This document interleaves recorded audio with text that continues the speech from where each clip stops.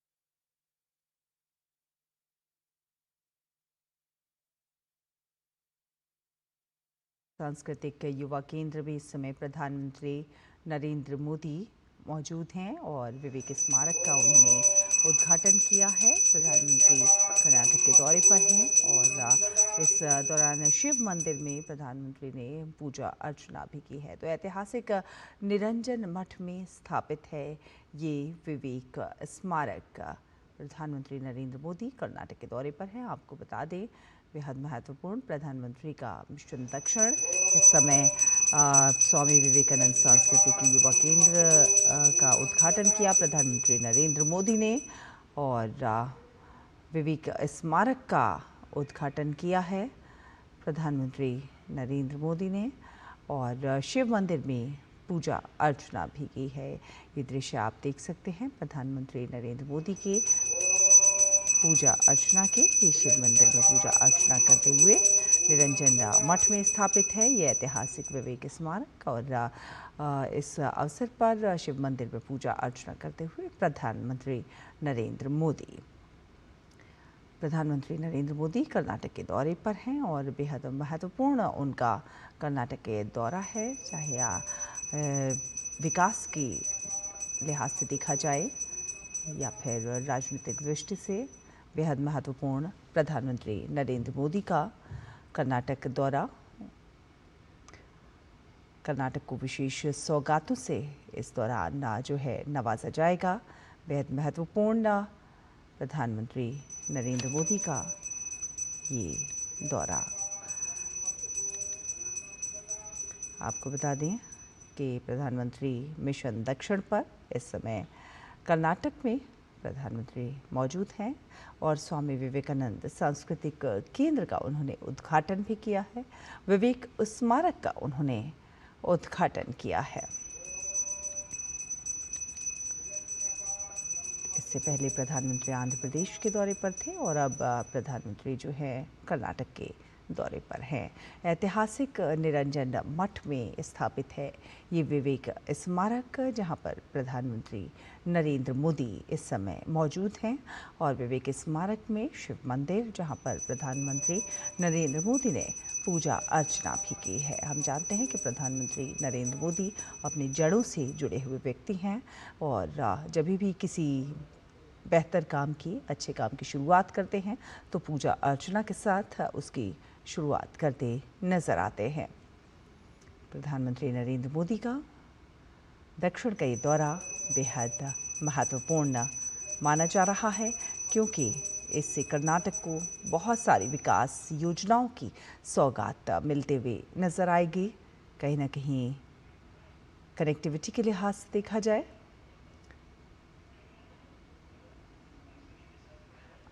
अश्विनी मिश्र हमारे साथ हमारे सहयोगी जुड़ रहे हैं ज़्यादा जानकारी के साथ। अश्विनी विवेक स्मारक का प्रधानमंत्री ने उद्घाटन किया। विवेक स्मारक में प्रधानमंत्री नरेंद्र मोदी मौजूद, जहां पर शिव मंदिर में उन्होंने पूजा अर्चना भी की है। क्या कुछ प्रधानमंत्री का आज का दौरे में विशेष रहने वाला है और क्या कुछ अब तक हुआ है, जरा विस्तार से हमारे दर्शकों को बताइए। आज का दिन बेहद ऐतिहासिक है। आज का दिन युवाओं के लिए बेहद प्रेरणादायक है। आज का दिन विकसित भारत के निर्माण के लिए जो हमारी यात्रा चल रही है उस लिहाज से बेहद महत्वपूर्ण इसलिए है कि प्रधानमंत्री नरेंद्र मोदी आज विवेक स्मारक का उद्घाटन करने पहुंचे हैं मैसूरू। मैसूरू का विवेक स्मारक जो है वो श्री राम कृष्ण मठ मैसूरू द्वारा संचालित है। पहले ये निरंजन मठ के तौर पर जाना जाता था, निरंजन मठ के रूप में भी जाना जाता था। और प्रधानमंत्री नरेंद्र मोदी जब सबसे पहले पहुंचे हैं यहाँ पर तो उन्होंने स्वामी विवेकानंद को पुष्पांजलि अर्पित की है। स्वामी विवेकानंद को पुष्पांजलि अर्पित करने के बाद उन्होंने इस परिसर में स्थित शिव मंदिर में पूजा अर्चना की है। भगवान शिव को उन्होंने श्रद्धा सुमन अर्पित किए हैं। और निश्चित तौर से अगर देखें तो ये वही क्षेत्र है जब 1892 में नवंबर में कुछ हफ्तों तक यहाँ पर स्वामी विवेकानंद जी यहाँ पर रहे थे। निरंजन मठ ये जाना जाता था। मैसूरू राजघराने के निमंत्रण पर वहाँ के दीवान के शेषाद्री जब यहाँ के महाराजा के निमंत्रण पर इनको बुलाया था तो कुछ समय तक वो यहाँ के महाराजा के महल में रहे, लेकिन उसके बाद एक लंबा समय उन्होंने कई हफ्ते का यहाँ पर इस निरंजन मठ में बिताया। और निरंजन मठ का ये वो क्षेत्र है, तत्कालीन समय में ये अनाथालय था। भारत की जो वर्तमान तत्कालीन स्थिति थी उसको लेकर हमेशा आहत रहते थे स्वामी विवेकानंद। उन्होंने राजमहल में अपने आतिथ्य के बाद वो स्थान चुना जो यहाँ पर अनाथालय था। अनाथालय के उन्हीं कमरों का भी भ्रमण प्रधानमंत्री नरेंद्र मोदी कर रहे हैं। और क्योंकि यहाँ पर उन्होंने एक लंबा प्रवास किया था, ये पूरा का पूरा मठ जो है जर्जर स्थिति में था, लेकिन यहाँ के रामकृष्ण परमहंस का जो मठ है, रामकृष्ण मिशन द्वारा जो संचालित मैसूरू का रामकृष्ण मठ है, उसने इस पूरे क्षेत्र का जीर्णोद्धार कराया। और अब यहीं पर विवेक स्मारक का लोकार्पण प्रधानमंत्री नरेंद्र मोदी कर रहे हैं। विवेक स्मारक और स्वामी विवेकानंद जी के व्यक्तित्व को समर्पित है। यहाँ तो युवाओं के लिए समर्पित है क्योंकि एक सामाजिक सांस्कृतिक चेतना के केंद्र के रूप में जाना जाएगा। ये युवा सांस्कृतिक केंद्र के रूप में जाना जाता है, जिसका उद्घाटन आज प्रधानमंत्री नरेंद्र मोदी कर रहे हैं। निश्चित तौर से अगर देखें तो यहाँ पर मंदिर, यहाँ पर प्रवास के दौरान नवंबर में कई हफ्ते जब वो यहाँ पे रहे थे तो यहाँ से सटे हुए सब विद्यालय में भी वो प्रवचन दिया करते थे। यहाँ के लोगों को वो शिक्षित किया करते थे, यहाँ के लोगों को जागृत किया करते थे। यहाँ के लोगों को वो कहते थे कि जो देश की गरीबी है, जो देश का स्वतंत्रता संघर्ष है, जो देश की तत्कालीन आवश्यकता है, उसके लिए उन लोगों को प्रेरित किया करते थे। और सबसे बड़ी बात यह है कि मैसूरू ही वह क्षेत्र है, मैसूरू ही वह स्थान है जहाँ पर स्वामी विवेकानंद ने अमेरिका के विश्व धर्म संसद में शिकागो में आयोजित होने वाले 1993 के विश्व धर्म संसद में शामिल होने का निर्णय दिया था। ये तत्कालीन में यहाँ के जो महाराजा थे, महाराजा चाम राजेंद्र मोरियार, वो इतने ज्यादा प्रभावित थे तो उन्होंने कहा कि इस पूरी यात्रा का मैं व्यय जो है वहन कर सकता हूँ। लेकिन बड़ी विनम्रता से स्वामी विवेकानंद जी ने धनराशि लेने से मना कर दिया। हाँ, कुछ उन्होंने अंशदान किया था, वो टिकट के रूप में और यात्रा व्यय के रूप में, लेकिन संपूर्ण यात्रा का जो खर्च उठाने के लिए महाराजा चाम राजेंद्र मोरियार तैयार थे। उन्होंने सबने उसका जो है उसको उन्होंने मना कर दिया। लेकिन वो उनसे इतना ज्यादा प्रभावित थे, वो उनसे इतना ज्यादा वो थे कि उन्होंने कहा कि पाद पूजा हम करना चाहते हैं, यानी हम आपके चरणों पर धोना चाहते हैं। लेकिन किसी भी तरीके से व्यक्तित्व का जो कहते हैं पूजन के पक्षधर नहीं थे स्वामी विवेकानंद, उन्होंने उसको मना कर दिया। वो यहाँ पर लंबे समय तक जब तक रहे तो स्वामी विवेकानंद ने यहाँ पर लोगों को जब देश के स्वतंत्रता संघर्ष में शामिल होने के लिए, देश के स्वतंत्रता संघर्ष के साथ ही साथ यहाँ पर लोगों को जो तत्कालीन समाज में फैली हुई बुराइयां थी, चाहे वो जातिवाद की बुराई हो, चाहे वो समाज में छुआछूत की बुराई हो, चाहे वो लोगों की स्थिति हो, जो वर्ग में विभेद था उनका, एक वर्ग विभेद समता मूलक समाज की स्थापना के हमेशा पक्षधर थे। और स्वामी विवेकानंद जी एक ऐसे व्यक्तित्व थे जो आध्यात्मिकता और आधुनिकता दोनों के सम्मिलन के सबसे बड़े पथ प्रदर्शक थे। तो आज का ये विवेक स्मारक जहाँ पर प्रधानमंत्री नरेंद्र मोदी पहुंचे हैं, एक तरीके से कार्यांजलि है, एक तरीके से श्रद्धांजलि है, एक तरीके से भावांजलि है स्वामी विवेकानंद जैसे विराट व्यक्तित्व को समर्पित। और कहीं ना कहीं अश्विनी, स्वामी विवेकानंद की जो सोच थी, जो उनकी विचारधारा थी, उसी को प्रधानमंत्री नरेंद्र मोदी आगे ले जाते हुए नजर आ रहे हैं। निश्चित तौर से अगर देखें जी ने ये कहा था कि सभी जितने भी धर्म हैं उनका एक ही मार्ग है और वो मार्ग उनको ईश्वर तक पहुंचाता है। जैसे अलग अलग नदियां चलते हुए सागर में जाकर मिलती है, भले ही अलग अलग जो है यात्रा मार्ग हो, अलग अलग धर्म हो, लेकिन उन यात्रा मार्गों का धर्म कहीं जो अंतिम गंतव्य होता है वो एक ही सागर स्वरूपी ईश्वर की तरफ होता है। लोगों के अपने उपासना की पद्धतियां अलग हो सकती हैं, लोगों के अपने धर्म अलग हो सकते हैं, लोगों की अपनी परंपरा अलग हो सकती है, लेकिन वो परंपरा अंततः जाकर एक तरीके से मिलती है एक ही व्यक्ति में, एक ही महान व्यक्तित्व में और एक ही जो है परमात्मा में। लोगों के पंथ अलग हो सकते हैं, लोगों की उपासना पद्धति अलग हो सकती है, लोगों के धर्म अलग हो सकते हैं, लोगों के मार्ग अलग हो सकते हैं, लेकिन वो निश्चित तौर से जाएगा और वो परम तत्व में ही मिलेगा।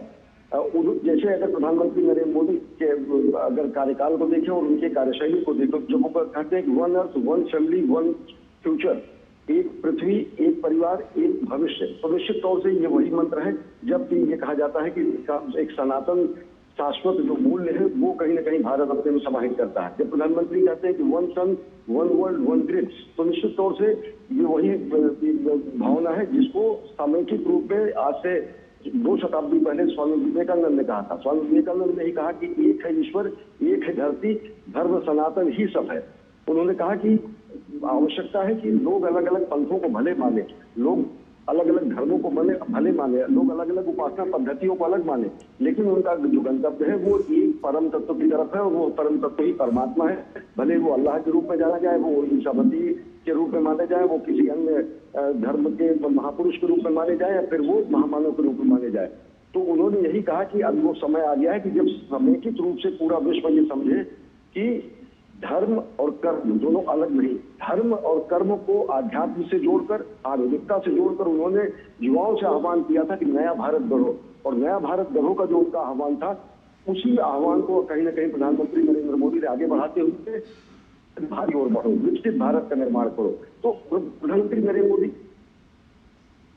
ऊंचों में नीतियों में उनके जन कल्याणकारी योजनाओं में वो कहीं ना कहीं दिखता है। स्वामी विवेकानंद ने कहा कि नर नारायण सेवा ही सर्वोच्च सेवा होती है। मैं एक चीज और बताऊं कि प्रधानमंत्री नरेंद्र मोदी उस कमरे में उन्होंने भ्रमण किया, जो कमरा उस अनाथालय का वो हिस्सा था जहां पर उन्होंने प्रवास किया था। जब मैसूरू का उनका निवास था नवंबर 1892 में, तो वहां पर उन्होंने प्रवास किया था और यहीं पर सटे हुए जो विद्यालय था, सद विद्या पाठशाला जो है, उसमें वो प्रवचन दिया करते थे। साथ ही साथ यहाँ पर जो मंदिर परिसर में उन्होंने पौधारोपण भी किया है। ये पौधारोपण करके उन्होंने इस पूरे परिसर को जो है राष्ट्र को समर्पित किया है, लोकार्पित किया है। और ये परिसर, मैं एक चीज और बताऊंगा कि ये परिसर जो है युवा सांस्कृतिक चेतना केंद्र के रूप में स्थापित किया गया है। यहाँ पर अध्ययन केंद्र है, यहाँ पर जो है ध्यान का केंद्र है, यहाँ पर योग का केंद्र है, यहाँ पर जो लाइब्रेरी का निर्माण किया गया है, यहाँ पर वाचनालय का निर्माण किया गया है, पुस्तकालय का निर्माण किया गया है। युवा जो अभ्यर्थी हैं, जो बच्चे हैं, उनकी तैयारी के लिए, उनके रोजगार परक साधनों के लिए कौशल विकास केंद्र की स्थापना की गई है। तो प्रधानमंत्री नरेंद्र मोदी निश्चित तौर से जिस तरीके से भारत निर्माण की बात करते हैं और उसमें युवाओं का आह्वान करते हैं, ऐसा ही आह्वान 18वीं शताब्दी में, 19वीं शताब्दी में स्वामी विवेकानंद ने कहा था। और जब उन्होंने कहा कि उत्तिष्ठत् जागृत प्राप्त वराग्य बोधक, यानी उठिए, चलिए और तब तक चलिए जब तक लक्ष्य न प्राप्त करिए। और लक्ष्य का जो विस्तार है वो प्रधानमंत्री नरेंद्र मोदी ने, स्वामी विवेकानंद ने कहा कि नया भारत गढ़ो और प्रधानमंत्री नरेंद्र मोदी ने कहा कि विकसित भारत की ओर बढ़ो। तो जो उस भारत के निर्माण का विस्तार है उसको कहीं ना कहीं और ज्यादा विस्तारित स्वरूप दिया है। स्वामी विवेकानंद के ही जो जीवन के परिचिन है, जो उनके नीतियां हैं, जो उनका अनुशीलन करते हुए प्रधानमंत्री नरेंद्र मोदी ने भावांजलि व्यक्त की है, पुष्पांजलि उन्होंने अर्पित की है स्वामी विवेकानंद के इस परिसर में स्थित जो है प्रतिमा पर। और साथ ही साथ अगर देखें तो जब ये कहा गया था कि उठो जागो आगे बढ़ो और पाओ जीवन साध्य, स्वामी विवेकानंद ने ही कहा कि राष्ट्र ही एकमेव आराध्य, और एकमेव आराध्य अगर कोई है तो वो राष्ट्र है। राष्ट्र निर्माण, चरित्र निर्माण, व्यक्तित्व निर्माण, इसके सबसे बड़े पोषक स्वामी विवेकानंद थे। स्वामी विवेकानंद ने कहा कि वो नास्तिक व्यक्ति नहीं है जो किसी ईश्वर में विश्वास नहीं करता है। नास्तिक व्यक्ति वो है जो खुद अपने विश्वास नहीं करता है। युवाओं का आत्मविश्वास करने में, युवाओं के सबसे ज्यादा प्रबल युवाओं के शारीरिक स्वास्थ्य से लेकर मानसिक विकास से ज्यादा प्रमुखता से उसका अध्ययन कराने में स्वामी विवेकानंद का सबसे बड़ा योगदान है। जो अलग अलग क्षेत्रक और अलग अलग संदर्भ उसमें ये बताया था कि युवा एक बार पहुंचा, उसने कहा कि मैं ब्रह्म को जानना चाहता हूँ, मैं गीता पढ़ना चाहता हूँ, मैं अध्यात्म में जाना चाह रहा हूँ। उन्होंने क्या 6 महीने तक जाकर खेलिए तो उसने कहा कि ऐसा क्या आवश्यक है। तो उन्होंने कहा जब तक शारीरिक रूप से आप स्वस्थ नहीं होंगे, शारीरिक क्षमता आपकी विकसित नहीं होगी, मानसिक क्षमता आपकी विकसित नहीं होगी, बौद्धिक क्षमता आपकी विकसित नहीं होगी, तब तक आप आध्यात्म जैसे दूर विषयों को समझ ही नहीं सकते, हृदयांगम कर ही नहीं सकते हैं। तो शारीरिक विकास, मानसिक विकास और साथ ही साथ बौद्धिक विकास, इसके पक्षधर थे। उन्होंने कहा कि मस्तिष्क, दिल और भुजाएं, ये तीनों जो है बहुत ज्यादा सबल होनी चाहिए और इन तीनों के साथ ही समूचे व्यक्तित्व का निर्माण होना चाहिए। तो व्यक्ति का चरित्र निर्माण, समाज का संस्कार निर्माण और राष्ट्र का निर्माण, इन सभी का आह्वान उन्होंने किया था। और वो तत्कालीन औपनिवेशिक काल में स्वामी विवेकानंद ने किया, जबकि पूरी दुनिया भारत के अलग नजरिए से देखती थी। भारत गुलाम था, लेकिन गुलामी की जंजीरों को तोड़ देने के लिए, गुलामी की जंजीरों को फाड़ फेंक देने के लिए, नए भारत को गढ़ने के लिए उन्होंने युवाओं का आह्वान किया। और युवा दिवस के रूप में, राष्ट्रीय युवा दिवस के रूप में इसीलिए मनाया जाता है। स्वामी विवेकानंद का जन्मदिन जनवरी 11-12 जनवरी को पूरा देश मनाता है कि युवा राष्ट्रीय युवा दिवस के रूप में। तो निश्चित तौर से अगर देखें तो युवाओं के प्रतिरूप के रूप में स्वामी विवेकानंद ने 19वीं शताब्दी में आध्यात्मिकता और आधुनिकता को तो एक में सम्मिलित किया। और आज उन्हीं के सिद्धांतों को चलते हुए प्रधानमंत्री नरेंद्र मोदी आध्यात्मिकता, आधुनिकता और उसके साथ साथ प्रौद्योगिकी और नए उन्मेष और नवाचार, इन सबको समाहित करते हुए नए भारत के निर्माण की प्रक्रिया को नई गति दे रहे हैं। और निश्चित तौर से वही आज कार्यान्वयन स्वरूप है विवेक स्मारक का लोकार्पण। बिल्कुल। और ये भी बताइए कि ये विवेक स्मारक जो है किस तरह से आज के युवा को नई दिशा देता हुआ नजर आएगा? देखिए, इस विवेक स्मारक में मैं बताऊं आपसे, आप देखेंगे तो चित्रों में देखेंगे, यहाँ पर एमपी थिएटर है, यहाँ पर वाचनालय है, यहाँ पर पुस्तकालय है, यहाँ पर जो है ध्यान केंद्र है, यहाँ पर योग केंद्र है, यहाँ पर कौशल विकास केंद्र है, यहाँ पर विवेकानंद के जीवन से संबंधित रामकृष्ण मिशन से प्रकाशित पुस्तकें हैं। उन पुस्तकों के अलावा यहाँ पर रोजगार परक और अद्यतन शिक्षा सामग्रियों से सुसज्जित अन्य कमरे हैं। यहाँ पर अलग अलग कमरों में, चाहे वो कक्षा 9-10 के बच्चे हो या स्नातकोत्तर के बच्चे हो या फिर प्रतियोगी परीक्षाओं की तैयारी करने वाले बच्चे हो या फिर बेरोजगार युवा हो, उनके लिए पूरा का पूरा कॉम्प्लेक्स पूरी तरीके से समर्पित है। तो वो समर्पित है कि किस तरीके से युवा अपनी सकारात्मक शक्तियों का उपयोग करते हुए अपने राष्ट्र निर्माण में, अपने चरित्र निर्माण में, अपने व्यक्तित्व निर्माण में के साथ साथ वो समाज निर्माण और राष्ट्र निर्माण में योगदान कर सके। तो निश्चित तौर से इस विवेक स्मारक उसी का एक अच्छा सफल सोपान है, ऐसा उदाहरण है कि किस तरीके से राष्ट्र निर्माण में युवा अपनी सकारात्मक शक्तियों का उपयोग कर सकते हैं। और मैं थोड़ा सा बैकग्राउंडर इस निरंजन मठ का दूंगा, जहाँ पर ये पूरा का पूरा स्मारक है। ये अनाथालय के रूप में था। महाराजा चांद राजेंद्र मौर्य के बहुत ज्यादा उनसे स्वामी विवेकानंद से वो प्रभावित थे। स्वामी विवेकानंद यहाँ के जो दीवान थे के शेषाद्री अय्यर, उनके निमंत्रण पर आए। लंबे समय तक वो वहाँ पर राजभवन में रहे। राजभवन में उन्होंने ऑस्ट्रेलियन संगीतकार के अलावा वहाँ के विद्वानों, पंडितों और अनेक गणमान्य व्यक्तियों को अपने विचारों से अभिभूत किया, अपने विचारों से अभिसिंचित किया। और उसके बाद वो चले आए यहाँ के इस अनाथालय में, जो तत्कालीन अनाथालय था। यहाँ पर उन्होंने लंबा प्रवास किया। इससे सटे हुए विद्यालय में वो प्रवचन दिया करते थे। शहर के जो अन्य गणमान्य व्यक्ति और जो भी जिज्ञासु वहां पर पहुंचते थे, उनको भारत भारतीयता, सनातन संस्कृति और धर्म, कर्म, आध्यात्म के बारे में प्रेरित करते थे। और बाद में इस भवन का पूरा जो अधिग्रहण है वो रामकृष्ण मिशन मैसूरू ने किया। रामकृष्ण मिशन मैसूरू, रामकृष्ण मठ जो है, रामकृष्ण मठ और रामकृष्ण मिशन, ये दोनों दो संस्थाएं हैं और ये बेलूरू मठ से संचालित होती है। लेकिन दक्षिण के अगर मठों में सबसे बड़े महत्वपूर्ण अगर मठ के रूप में माना जाता है तो मैसूरू का मठ है, जहाँ पर इस समय प्रधानमंत्री नरेंद्र मोदी पहुंचे हैं, निरंजन मठ में। और इससे समानांतर ही रामकृष्ण मठ मैसूरू का भी है। इस निरंजन मठ का अधिग्रहण करके यहाँ पर उस अनाथालय को एक विस्तृत संग्रहालय के रूप में विकसित करने का कार्य रामकृष्ण मठ मैसूरू ने किया है। जहाँ पर विवेकानंद, स्वामी विवेकानंद से जुड़ी हुई, उनके जीवन से जुड़ी हुई चरण पादुकाएं, उनके जीवन से जुड़े हुए उनके बिलोंगिंग्स, जिनको कहते हैं, उनसे जीवन से संबद्ध जो वस्तुएं हैं वो वहां पर रखी हुई है। वहां पर उनकी एक प्रतिमा है। वो शारीरिक स्वास्थ्य और अन्य चीजों के, बलिष्ठ शरीर के बहुत बड़े समर्थक थे। तो वहां पर खुद जो क्या कहते हैं व्यायाम करने के लिए डंबल रखा हुआ है, मुद्दल रखा हुआ है, वहां पर ये रखा है, आप चित्रों में देख सकते हैं कि संगीत के लिए ढोलक रखा हुआ है, सितार रखा हुआ है और बहुत सारे इतिहास के ऐसे दस्तावेज वहां पर लगाए गए हैं, चाहे वो शिकागो से यहाँ के राजा महाराजा को लिखा गया पत्र हो या फिर महाराजा के निधन पर लिखा गया पत्र हो कि शेषाद्री अय्यर को जो उन्होंने भेजा था, या फिर वहां पर अमेरिका में शिकागो में जो अभिभूत पाश्चात्य जीवन शैली से प्रभावित लोग जो सनातन और वेदांत को पहली बार सुन पाए थे, समझ पाए थे, उनके द्वारा लिखा गया प्रशस्ति पत्र हो या यहाँ की दीवारों पर अंकित हो, यहाँ की दीवारों पर पूरी तरीके से उत्कीर्ण है, तो उनका भी अवलोकन प्रधानमंत्री नरेंद्र मोदी ने किया है।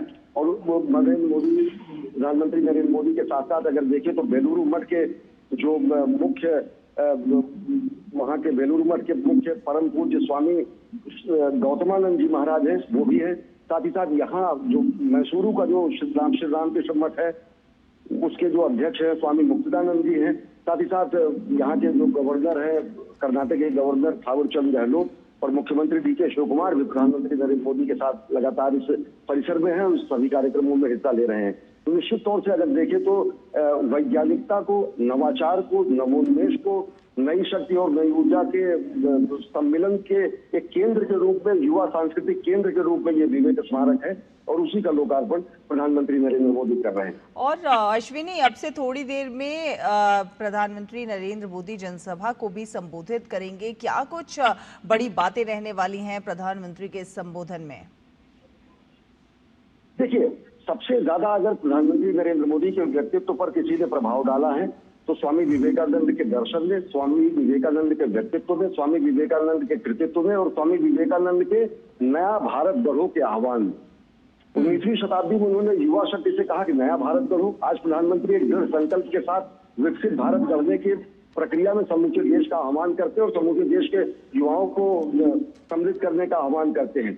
उठो जागो, आगे बढ़ो, पाओ जीवन साध्य। स्वामी विवेकानंद ने ही कहा, राष्ट्र एकमेव आराध्य। जो राष्ट्र सर्वोपरि का नारा प्रधानमंत्री नरेंद्र मोदी देते हैं, वो राष्ट्र ही एकमात्र आराध्य है। राष्ट्र प्रथम का जो घोष है वो स्वामी विवेकानंद द्वारा ही किया गया घोष है कि अगर आराधना करना है हमको तो राष्ट्र की आराधना करना है, राष्ट्र का एक राष्ट्र पुरुष के रूप में आराधना करना है। और आप देख सकते हैं प्रधानमंत्री नरेंद्र मोदी ने यहाँ पर इस विवेक स्मारक में ही यहाँ पर अनेक आधुनिक सुविधाओं का संकलन किया गया है युवाओं के लिए। एमपी थिएटर है, एमपी थिएटर 650 से अधिक क्षमता का एमपी थिएटर है, उसका प्रधानमंत्री नरेंद्र मोदी ने लोकार्पण किया है। प्रधानमंत्री नरेंद्र मोदी ने यहाँ पर एक प्रदर्शनी जो है, पूरा का पूरा प्रदर्शनी स्थल है, यहाँ पर विवेकानंद जी के जीवन से लेकर उनके महाप्रयाण तक की पूरी अंतर यात्रा को दिखाया गया है। उस पर उसका उन्होंने अवलोकन किया है और उन्होंने उद्घाटन किया है यहाँ पर विवेक स्मारक का। औपचारिक रूप से उद्घाटन किया है, जो दृश्य आप देख सकते हैं। और प्रधानमंत्री नरेंद्र मोदी ने उन प्रदर्शनियों को भी देखा जहां पर स्वामी विवेकानंद के जीवन, व्यक्तित्व, कृतित्व और उनके समूचे दर्शन को स्थापित किया गया है अलग अलग तरीके से। और एमपी थिएटर की जो क्षमता है, मैं बताऊं 650 से ज्यादा व्यक्तियों की बैठने की क्षमता है।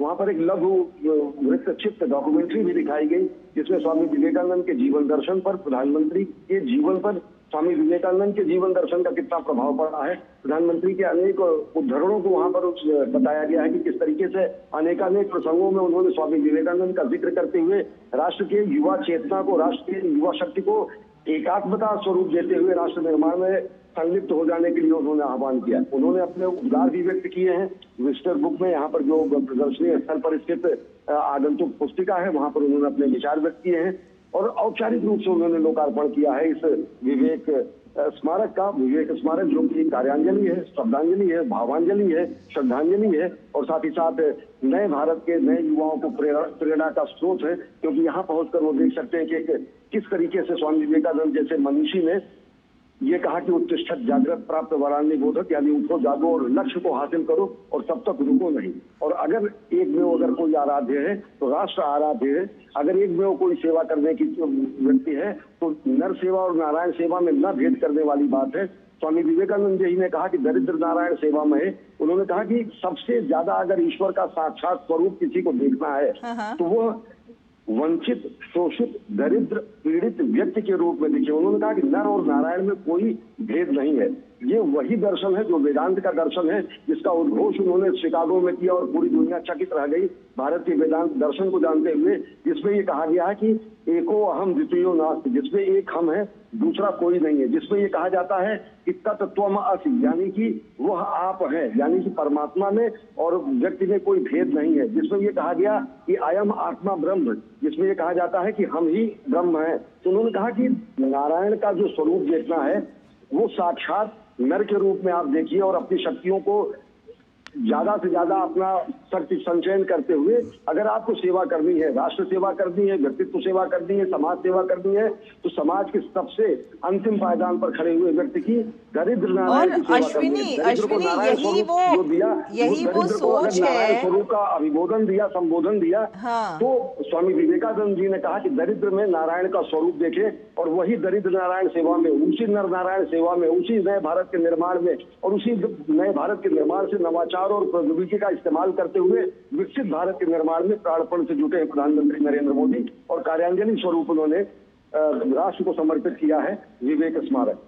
बिल्कुल, और यही विवेकानंद जी की, ये जो स्वामी विवेकानंद की सोच है, यही उनको महान बनाती है और उन्होंने हमेशा जो है सेवा का जो है आह्वान किया और उसी पथ पर कहीं ना कहीं प्रधानमंत्री नरेंद्र मोदी भी चलते हुए नजर आते हैं, जो कि अंत्योदय की भावना को लिए हुए हैं और आखिरी पायदान पर खड़े व्यक्ति तक सेवा का माध्यम बनना चाहते हैं।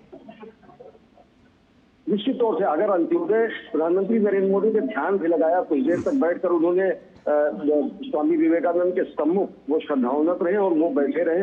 उन्होंने स्वामी विवेकानंद के जो विचार हैं उनका एक बार फिर उन्होंने हृदयांगम किया। ये वो क्षण होते हैं जब व्यक्ति कहीं ना कहीं मनीषियों से और ज्यादा प्रेरणा प्राप्त करके और ज्यादा शक्ति से राष्ट्र निर्माण में संलिप्त होता है, राष्ट्र निर्माण में अपने को और ज्यादा संलग्न करता है। तो निश्चित तौर से अगर देखें तो प्रधानमंत्री नरेंद्र मोदी के लिए खुद यहाँ पर आज निरंजन मठ में आना और निरंजन मठ में विवेक स्मारक का राष्ट्र का लोकार्पण करना उनके लिए भी एक निश्चित तौर से अनमोल क्षण होगा। और यहाँ पर जबकि आप देखेंगे कि अपने उद्गार उन्होंने व्यक्त किए, यहाँ पर प्रदर्शनी उन्होंने देखी, यहाँ पर स्वामी विवेकानंद के जीवन चरित्र को देखा और अनेकानेक प्रसंगों में उन्होंने इस तरीके से लोगों को बताया कि खुद प्रधानमंत्री नरेंद्र मोदी एक परिव्राजक के रूप में जब देश के अलग अलग हिस्सों में घूम रहे थे तो उन्होंने भारत को समझने की कोशिश की। स्वामी विवेकानंद ने पूरे देश का भ्रमण अपने शिष्यों के साथ किया और देश के भ्रमण करते हुए उन्होंने बताया कि वर्तमान जो भारत है वहां पर सबसे ज्यादा अगर आवश्यक है तो वो है शिक्षा, सबसे ज्यादा आवश्यक है तो वो है दरिद्रता निवारण, सबसे ज्यादा आवश्यक है तो आत्मविश्वास की वो भावना जो कि राष्ट्र निर्माण के साथ साथ लोगों को आजादी के लिए प्रेरित कर सके और खुद के आत्मबोध को कर सके। चरित्र निर्माण, व्यक्तित्व निर्माण, समाज निर्माण और राष्ट्र निर्माण का उन्होंने आह्वान किया।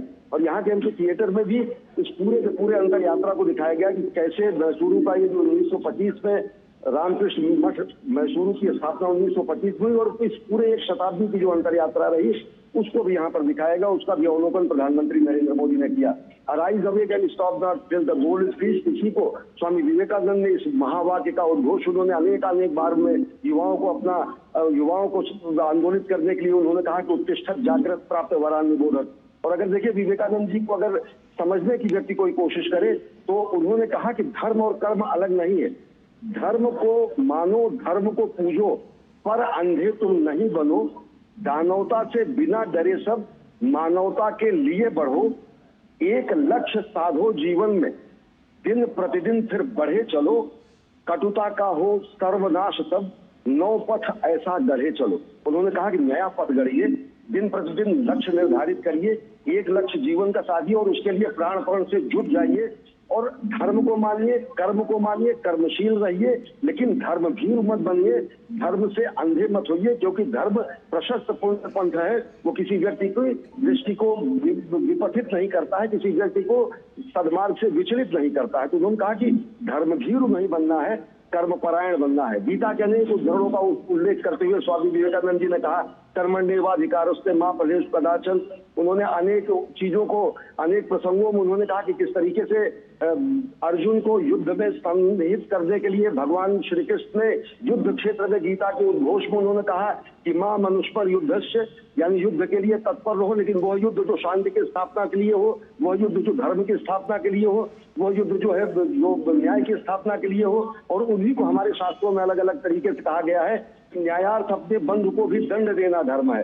तो मां मनुष्य पर युद्धस्य की बात जो है, एक शांति दूत के रूप में, एक अहिंसा के पुजारी, सनातन शाश्वत मूल्यों के प्रणेता देश के रूप में अगर भारत से कहा जाता है तो वो कब कहा जाता है? जब शांति की, अंतिम शांति की स्थापना का वक्त हो, जब धर्म की स्थापना की वक्त हो, जब न्याय की स्थापना का वक्त हो, जब समता मूलक समाज की स्थापना की बात हो, जब न्यायप्रिय लोकप्रिय समाज की व्यवस्था की स्थापना की बात हो, तो उसके लिए भी समस्त चीजों को एक में समाहित करते हुए प्राणपण से जुट जाने का आह्वान स्वामी विवेकानंद जी ने किया था। और निश्चित तौर से प्रधानमंत्री नरेंद्र मोदी उन्हीं लोग लेकर नया भारत बना रहे हैं, विकसित भारत की ओर लेकर देश को।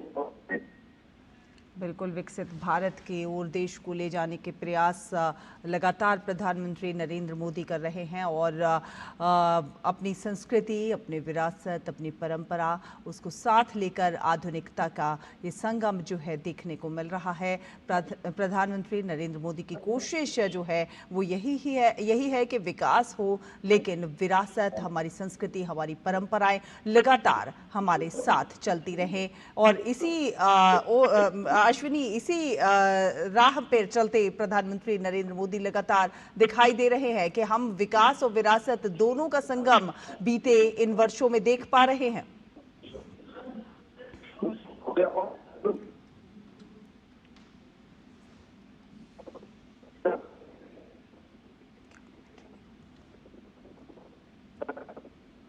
तो स्वामी विवेकानंद सांस्कृतिक युवा केंद्र का ये उद्घाटन हुआ है और प्रधानमंत्री नरेंद्र मोदी इस समय विवेक स्मारक में मौजूद हैं।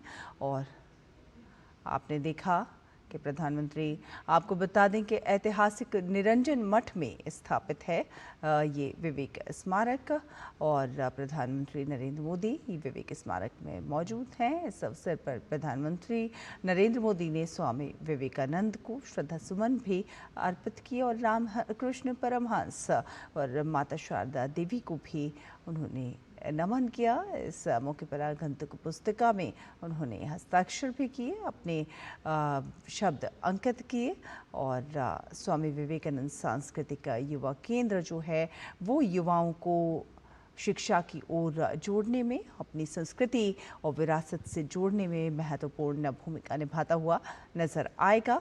आपको बता दें कि इस विवेक स्मारक का प्रधानमंत्री नरेंद्र मोदी ने उद्घाटन किया है। प्रधानमंत्री नरेंद्र मोदी ने विवेक स्मारक का उद्घाटन किया है। ऐतिहासिक निरंजन मठ में ये विवेक स्मारक का मौजूद है और अब से कुछ देर के बाद प्रधानमंत्री नरेंद्र मोदी एक जनसभा को भी संबोधित करते हुए नजर आएंगे।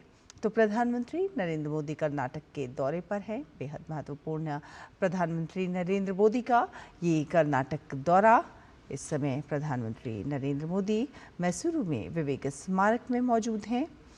आपको बता दें कि स्वामी विवेकानंद सांस्कृतिक युवा केंद्र विवेक स्मारक का उन्होंने उद्घाटन किया है और ये स्मारक जो है स्वामी विवेकानंद की नवंबर 1892 में मैसूरू की ऐतिहासिक जो यात्रा हुई थी उसकी स्मृति में बनाया गया है।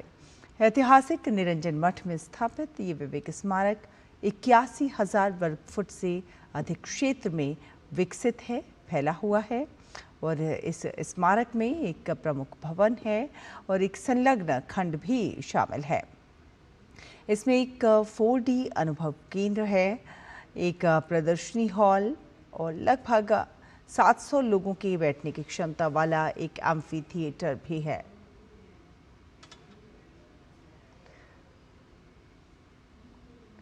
और इस समय प्रधानमंत्री नरेंद्र मोदी मठ में मौजूद हैं।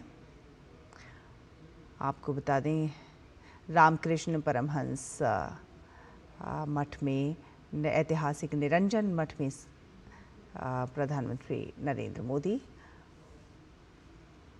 और प्रधानमंत्री नरेंद्र मोदी ने स्वामी विवेकानंद को श्रद्धा सुमन भी अर्पित किए हैं।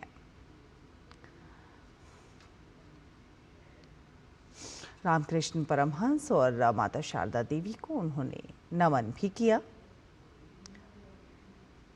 तो ये तस्वीरें आप मैसूरू से देख रहे हैं। प्रधानमंत्री नरेंद्र मोदी कर्नाटक के दौरे पर हैं। तो मैसूरू का कर्नाटक का ये दौरा बेहद महत्वपूर्ण है। संस्कृति के विकास की दिशा में देखा जाए तो बेहद महत्वपूर्ण प्रधानमंत्री नरेंद्र मोदी का कर्नाटक का दौरा। इस दौरान प्रधानमंत्री नरेंद्र मोदी ने विवेक स्मारक का भी उद्घाटन किया है और ऐतिहासिक निरंजन मठ में ये स्थापित है और 81,000 वर्ग फुट से अधिक क्षेत्र में ये विकसित किया गया है। और देखा जाए तो युवाओं को आध्यात्म से जोड़ने की दिशा में, युवाओं को शिक्षा से जोड़ने की दिशा में और एक बेहतर व्यक्तित्व के निर्माण की दिशा में ये बेहद महत्वपूर्ण है। ख़ासतौर पर यह जो सेंटर है उसमें प्रतियोगी परीक्षाओं की तैयारी करने वाले विद्यार्थियों के लिए भी विशेष सुविधाएं मौजूद हैं। प्रधानमंत्री नरेंद्र मोदी ने स्वामी विवेकानंद को श्रद्धा सुमन भी अर्पित किए और साथ ही साथ रामकृष्ण परमहंस और माता शारदा देवी को भी इस दौरान प्रधानमंत्री नरेंद्र मोदी ने नमन किया।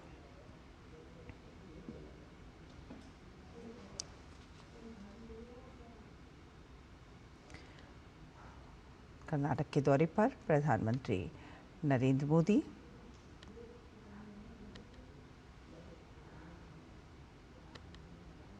रामकृष्ण परमहंस मठ में प्रधानमंत्री नरेंद्र मोदी इस समय मौजूद हैं।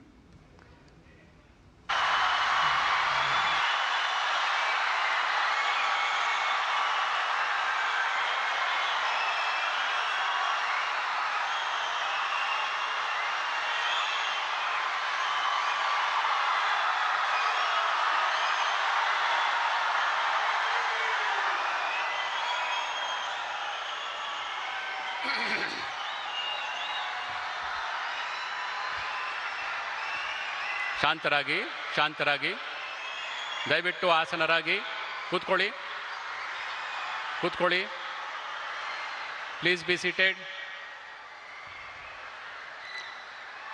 ರಾಮಕೃಷ್ಣ ಮಹಾಸಂಘದ ಪರಮ ಪೂಜ್ಯ ಅಧ್ಯಕ್ಷ ಮಹಾರಾಜರೇ, ಗೌರವಾನ್ವಿತ ಪ್ರಧಾನಮಂತ್ರಿಗಳೇ, ಗೌರವಾನ್ವಿತ ರಾಜ್ಯಪಾಲರೇ, ಗೌರವಾನ್ವಿತ ಮುಖ್ಯಮಂತ್ರಿಗಳೇ, ಗೌರವಾನ್ವಿತ ಗಣ್ಯರೇ ಹಾಗೂ ಸಹೃದಯ ಭಕ್ತರೇ ಮತ್ತು ಮಿತ್ರರೇ, ನಿಮ್ಮೆಲ್ಲರಿಗೂ ಶ್ರೀ ರಾಮಕೃಷ್ಣ ಆಶ್ರಮದ ಪರವಾಗಿ ವಂದನೆಗಳು ಹಾಗೂ ಶುಭಾಶಯಗಳು. Many new institutions are inaugurated across our country every day. But today, we have gathered not merely to open a new center, but to renew our commitment to carry forward Swami Vivekananda's mission of man-making and nation-building. With the inauguration of Swami Vivekananda Cultural Youth Center Viveka Smaraka, we take a new and significant step in that sacred mission. This is an occasion for which thousands of Swami Vivekananda's admirers have eagerly waited for more than a decade. Let us begin this historic evening with the sacred Vedic chanting by Swami Gnana Yogananda and Swami Sarvadarshanananda.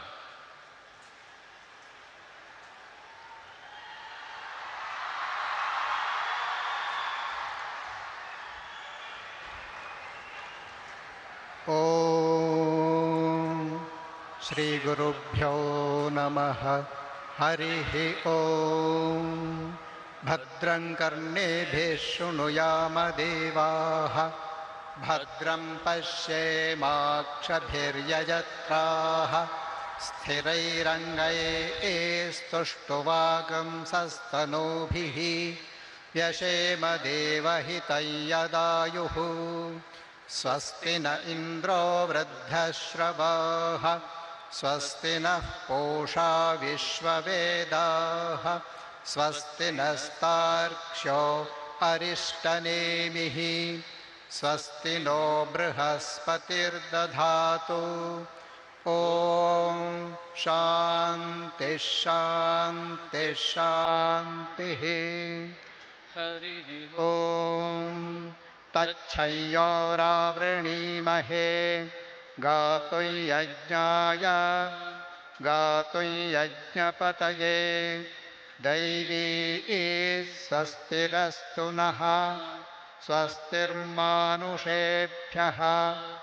ऊर्ध्वञ्जिगातु भेषजम् शन्नो अस्तु द्विपदे शञ्चतुष्पदे ॐ शान्ति शान्ति शान्तिः हरिः ॐ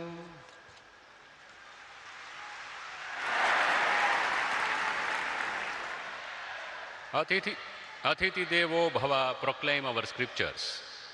In keeping with this sacred tradition, we request Pujya Swami Muktidanand Ji Maharaj, Adhyaksha Sri Ramakrishna Ashrama Mysuru, to honor our chief guest, the Honorable Prime Minister Sri Narendra Modi Ji.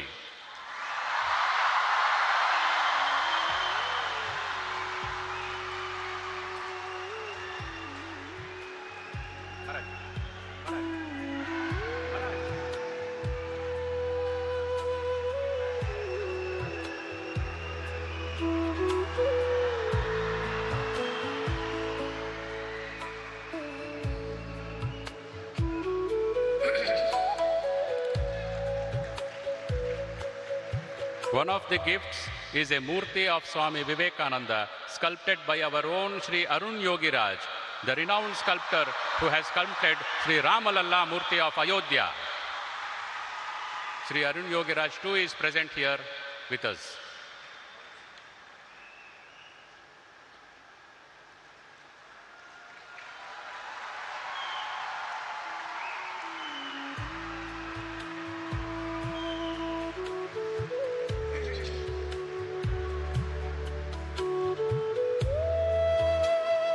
Thank you, Maharaj.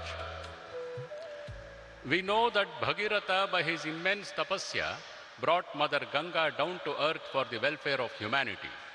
Since then, the expression Bhagirath Prayatna signifies sustained and determined effort in pursuit of a noble goal. This Bhagirath Prayatna is what Swami Vivekananda gave forth as Arise, Awake, Smaraka stands ready to serve and uplift the youth of Mysuru, and our honorable and dear Narendra Modi ji is here to share our joy with us. It is because of the Bhagirath Prayatna of Swami Muktidanand Ji Maharaj. We now request Pujya Swami Muktidanand Ji Maharaj, Adhyaksha Sri Ramakrishna Ashrama Mysuru and a trustee of Sri Ramakrishna Mutt and Sri Ramakrishna Mission, to welcome the dignitaries and the gathering.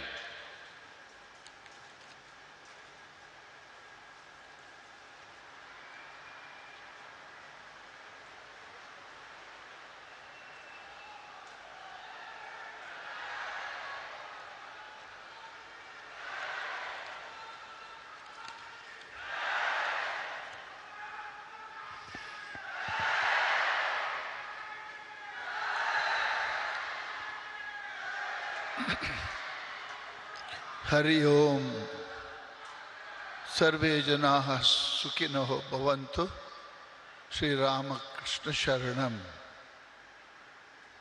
My respectful pranams to Revered Gautamanji Maharaj, President Ramakrishna Mutt and Ramakrishna Mission. The icon of progressive modern India, Honorable Prime Minister Sri Narendra Modi ji, Honorable Governor of Karnataka Sri Tawarchand Gehlot ji, Dynamic Chief Minister of Karnataka Honorable Sri D.K. Shivkumar ji, our Member of Parliament, the Scion of Mysore Royal Family, Sri Yaduvir ji, the energetic leader of State BJP President Shri Vijayendra ji, our popular local MLA Shri Harish Gowda ji, brother monks, respected Matajis, students, teachers, parents, distinguished invitees, assembled devotees and press persons. A very warm welcome to you all. We are all glad that our Honorable Prime Minister has graced this historic occasion, the inauguration of Viveka Smaraka, a momentous event that Mysore will cherish for generations to come. Viveka Smaraka is a significant new chapter in Mysore Ramakrishna Ashrama's century-long legacy of service, especially in the field of spirituality, education, literature, and rural development. This youth center will benefit countless young people in the years to come. We are planning number of short-term complementary courses for youth on behavioral excellence and capacity building based on Indian knowledge system and Swamiji's ideas on 4 yogas related to character building. When I met the Honorable Prime Minister in Delhi to invite him to inaugurate Viveka Smaraka and briefed him about its significance, he readily responded, "Agar मैं आ सकूं, ये मेरा सौभाग्य होगा." Those few spontaneous words revealed not only his gracious humility, but also his deep innate admiration for Swami Vivekananda. Honorable Modi ji, you have led the country forward very ably with courage, determination, positivism, and unwavering faith in India's great destiny, overcoming several challenges, obstacles, and bringing honor to the country. Swamiji believed that India's progress rests on the strength of the youth and equal empowerment of women. Modi ji, you were called to make Yuva Shakti and Nari Shakti the center of self-reliant and developed nation is all-inclusive, powered by broad-based Indian culture, is in tune with Swami Vivekananda's vision. We are deeply grateful to Government of India and Government of Karnataka for their support and providing the land for this project. Our sincere thanks to Shri Vijayendra ji, our MP Shri Yadivir ji, and our MLA Shri Harish Gowda ji for their support in many ways, and also to several other corporates and individual donors. Our special hearty welcome to our Chief Minister of Karnataka, D.K. Shivakumar ji. We are thankful to the alumni of Sri Ramakrishna Vidyashala for their munificent donation of 13.5 crores. We especially thank our advocate Sri S.S. Nagananda and Sri Srinivas Murthy, our alumni Dr. Ravi Prakash, Arun Kumar, and our architect Ravindra, Vinod Kumar, and engineer Ramchandra for their consistent, vital support to the project for more than 10 years. Once again, I warmly welcome all our distinguished guests and everyone gathered here. May Sri Ramakrishna, Holy Mother Sharada Devi, and Swami Vivekananda and Divine Mother Chamundeshwari bless us all and lead us on the right path. Hari Om.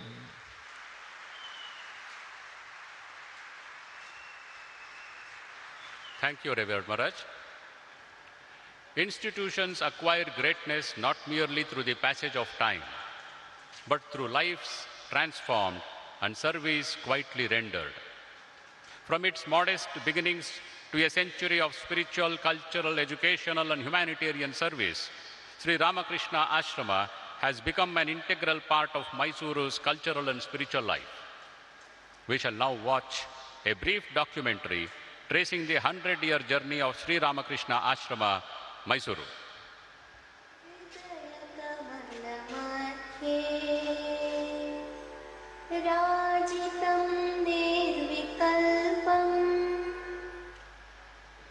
मैं प्रणाम to Sri Ramakrishna Paramhans, Mata Sharda Devi, and Swami Vivekananda. Ramakrishna Math is an institution I deeply respect. It has played an important role in my life. Today, as we celebrate 100 years of Ramakrishna Ashrama, Mysore, let us journey back to where it all began.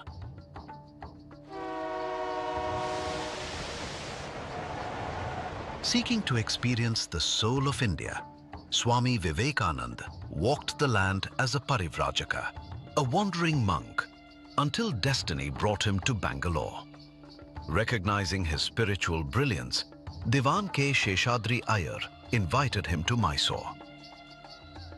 At Niranjana Math, where he resided, Swamiji's words stirred minds and souls before he was introduced to Maharaja Chamaraja Vadiyar X, whose support helped send him to the Parliament of Religions in Chicago in 1893. Before leaving Mysore, Swamiji declared, "This land shall one day be a great stronghold." That prophecy found expression in the founding of Ramakrishna Ashrama's first center at Ratnavilas under Swami Siddeshwaranandaji, dedicated to the ideal Atmano Mokshartham, Jagat Hitaya Cha. The ashrama entered a new chapter at Yadavagiri, on land generously gifted by Nalvadi Krishnaraja Vadiyar. A student's home opened its doors. Among its early residents was Kuvempu, who later became a Rashtra Kavi. The study circle strengthened the ashrama's spiritual life, culminating in the consecration of its temple by Swami Madhavanandaji Maharaj in 1950. Under Swami Shambhavanandaji, Sri Ramakrishna Vidyashala was established, shaping generations through value-based education.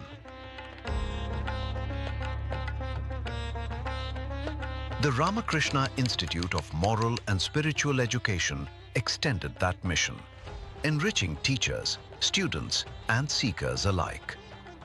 In the years that followed, initiatives such as Viveka Prabha, a monthly magazine, Viveka Shikshana, Gadadhara Abhyudaya Prakalpa, and Seva Mandiras, the ashrama's service reached thousands across Karnataka. Today, that century of service stands embodied in Viveka Smaraka. Guided by 10 Adhyakshas, inspired by Swami Vivekananda, nurtured by the Vadiyar kings, and sustained by generations of devotees, the stronghold Swamiji envisioned lives on through compassionate service, timeless values, and the countless lives it continues to inspire.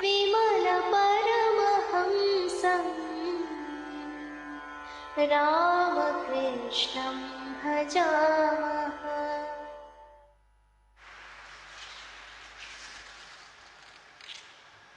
Now, two students of our 73-year-old Sri Ramakrishna Vidyashala will present selected passages from Swami Vivekananda.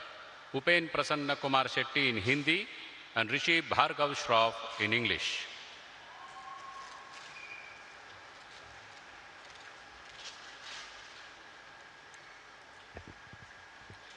युवकों के प्रति स्वामी विवेकानंद जी के संदेश।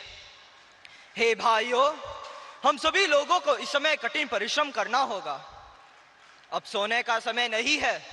भारत माता तत्परता से प्रतीक्षा कर रही है। पहले की अपेक्षा और शक्तिशाली बनकर उसे सिंहासन पर बिठाइए। हम लोगों ने अपने पुरखों से उत्तराधिकार के रूप में जो अमूल्य संपत्ति पाई, उसे सुरक्षित रखना हमारा प्रथम तथा प्रधान कर्तव्य समझना चाहिए। यदि आप राष्ट्रीय जीवन को दुरुस्त रखना चाहते हैं तो पहले पहल भारतीय विचार, भारतीय प्रथा, भारतीय दर्शन और भारतीय साहित्य में रुचि रखना है। इनके सहारे हमारे समाज का नव निर्माण होना चाहिए। अब तो हमें ऐसा मनुष्य चाहिए जो अपने हाथ का सहारा दे, आंतरिक इच्छाओं को जड़ से ऊपर उठने दो और अखंड भारतीय राष्ट्र संगठित करो। अब रोने की आवश्यकता नहीं है। आप अपने पैरों पर खड़े हो जाओ। हमें ऐसे धर्म की आवश्यकता है जिससे हम मनुष्य बन सके। हमें ऐसे सिद्धांतों की आवश्यकता है जिससे हम मनुष्य बन सके। हमें ऐसी शिक्षा की आवश्यकता है जो हमें मनुष्य बना सके। उठो, जागो, निर्बलता की इस मोह निद्रा से जाग जाओ। वास्तव में कोई भी दुर्बल नहीं है, इसलिए अपने वास्तविक रूप को प्रकट करो। धन्यवाद।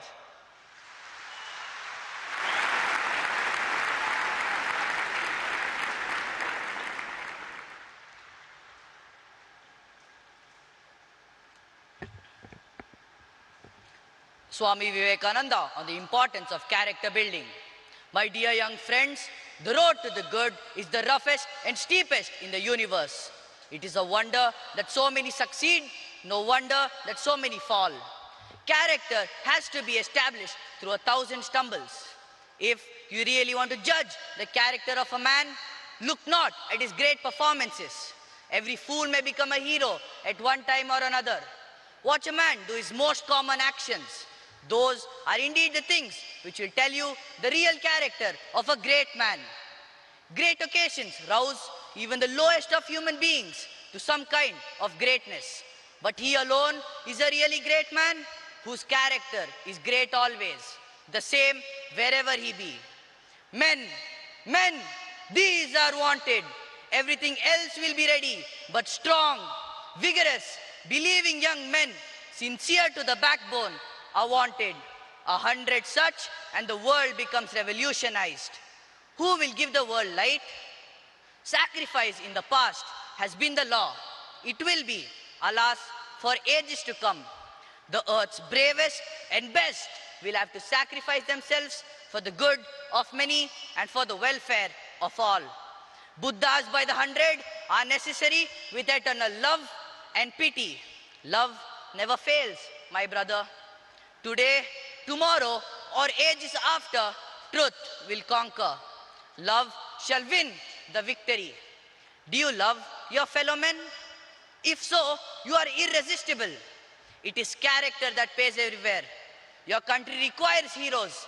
Be heroes. Therefore, stand up, be bold, be strong. Take the whole responsibility on your own shoulders and know that you are the creator of your own destiny. Thank you.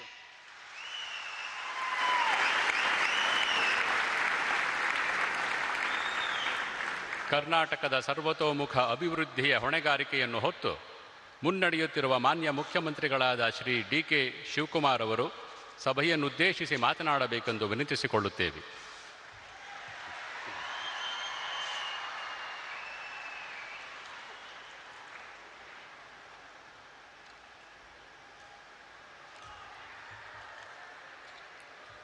ಎಲ್ಲರಿಗೂ ನಮಸ್ಕಾರ.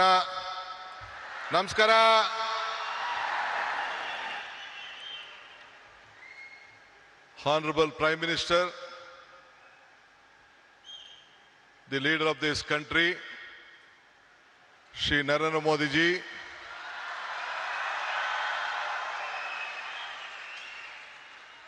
His Excellency, our Governor of Karnataka, Tawarjan Gehlot ji,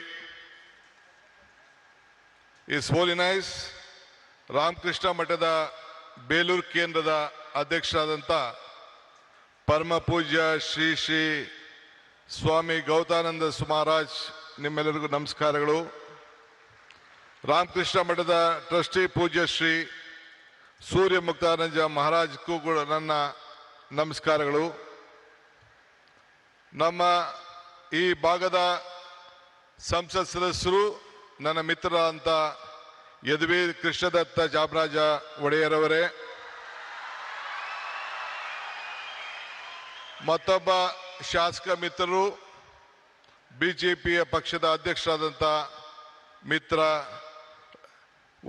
BY ವಿಜೇಂದ್ರರವರೇ, ಈ ಕ್ಷೇತ್ರದ ಜನಪ್ರಿಯ ಶಾಸಕರಾದಂಥ ಹರೀಶ್ ಗೌಡ್ರೆ,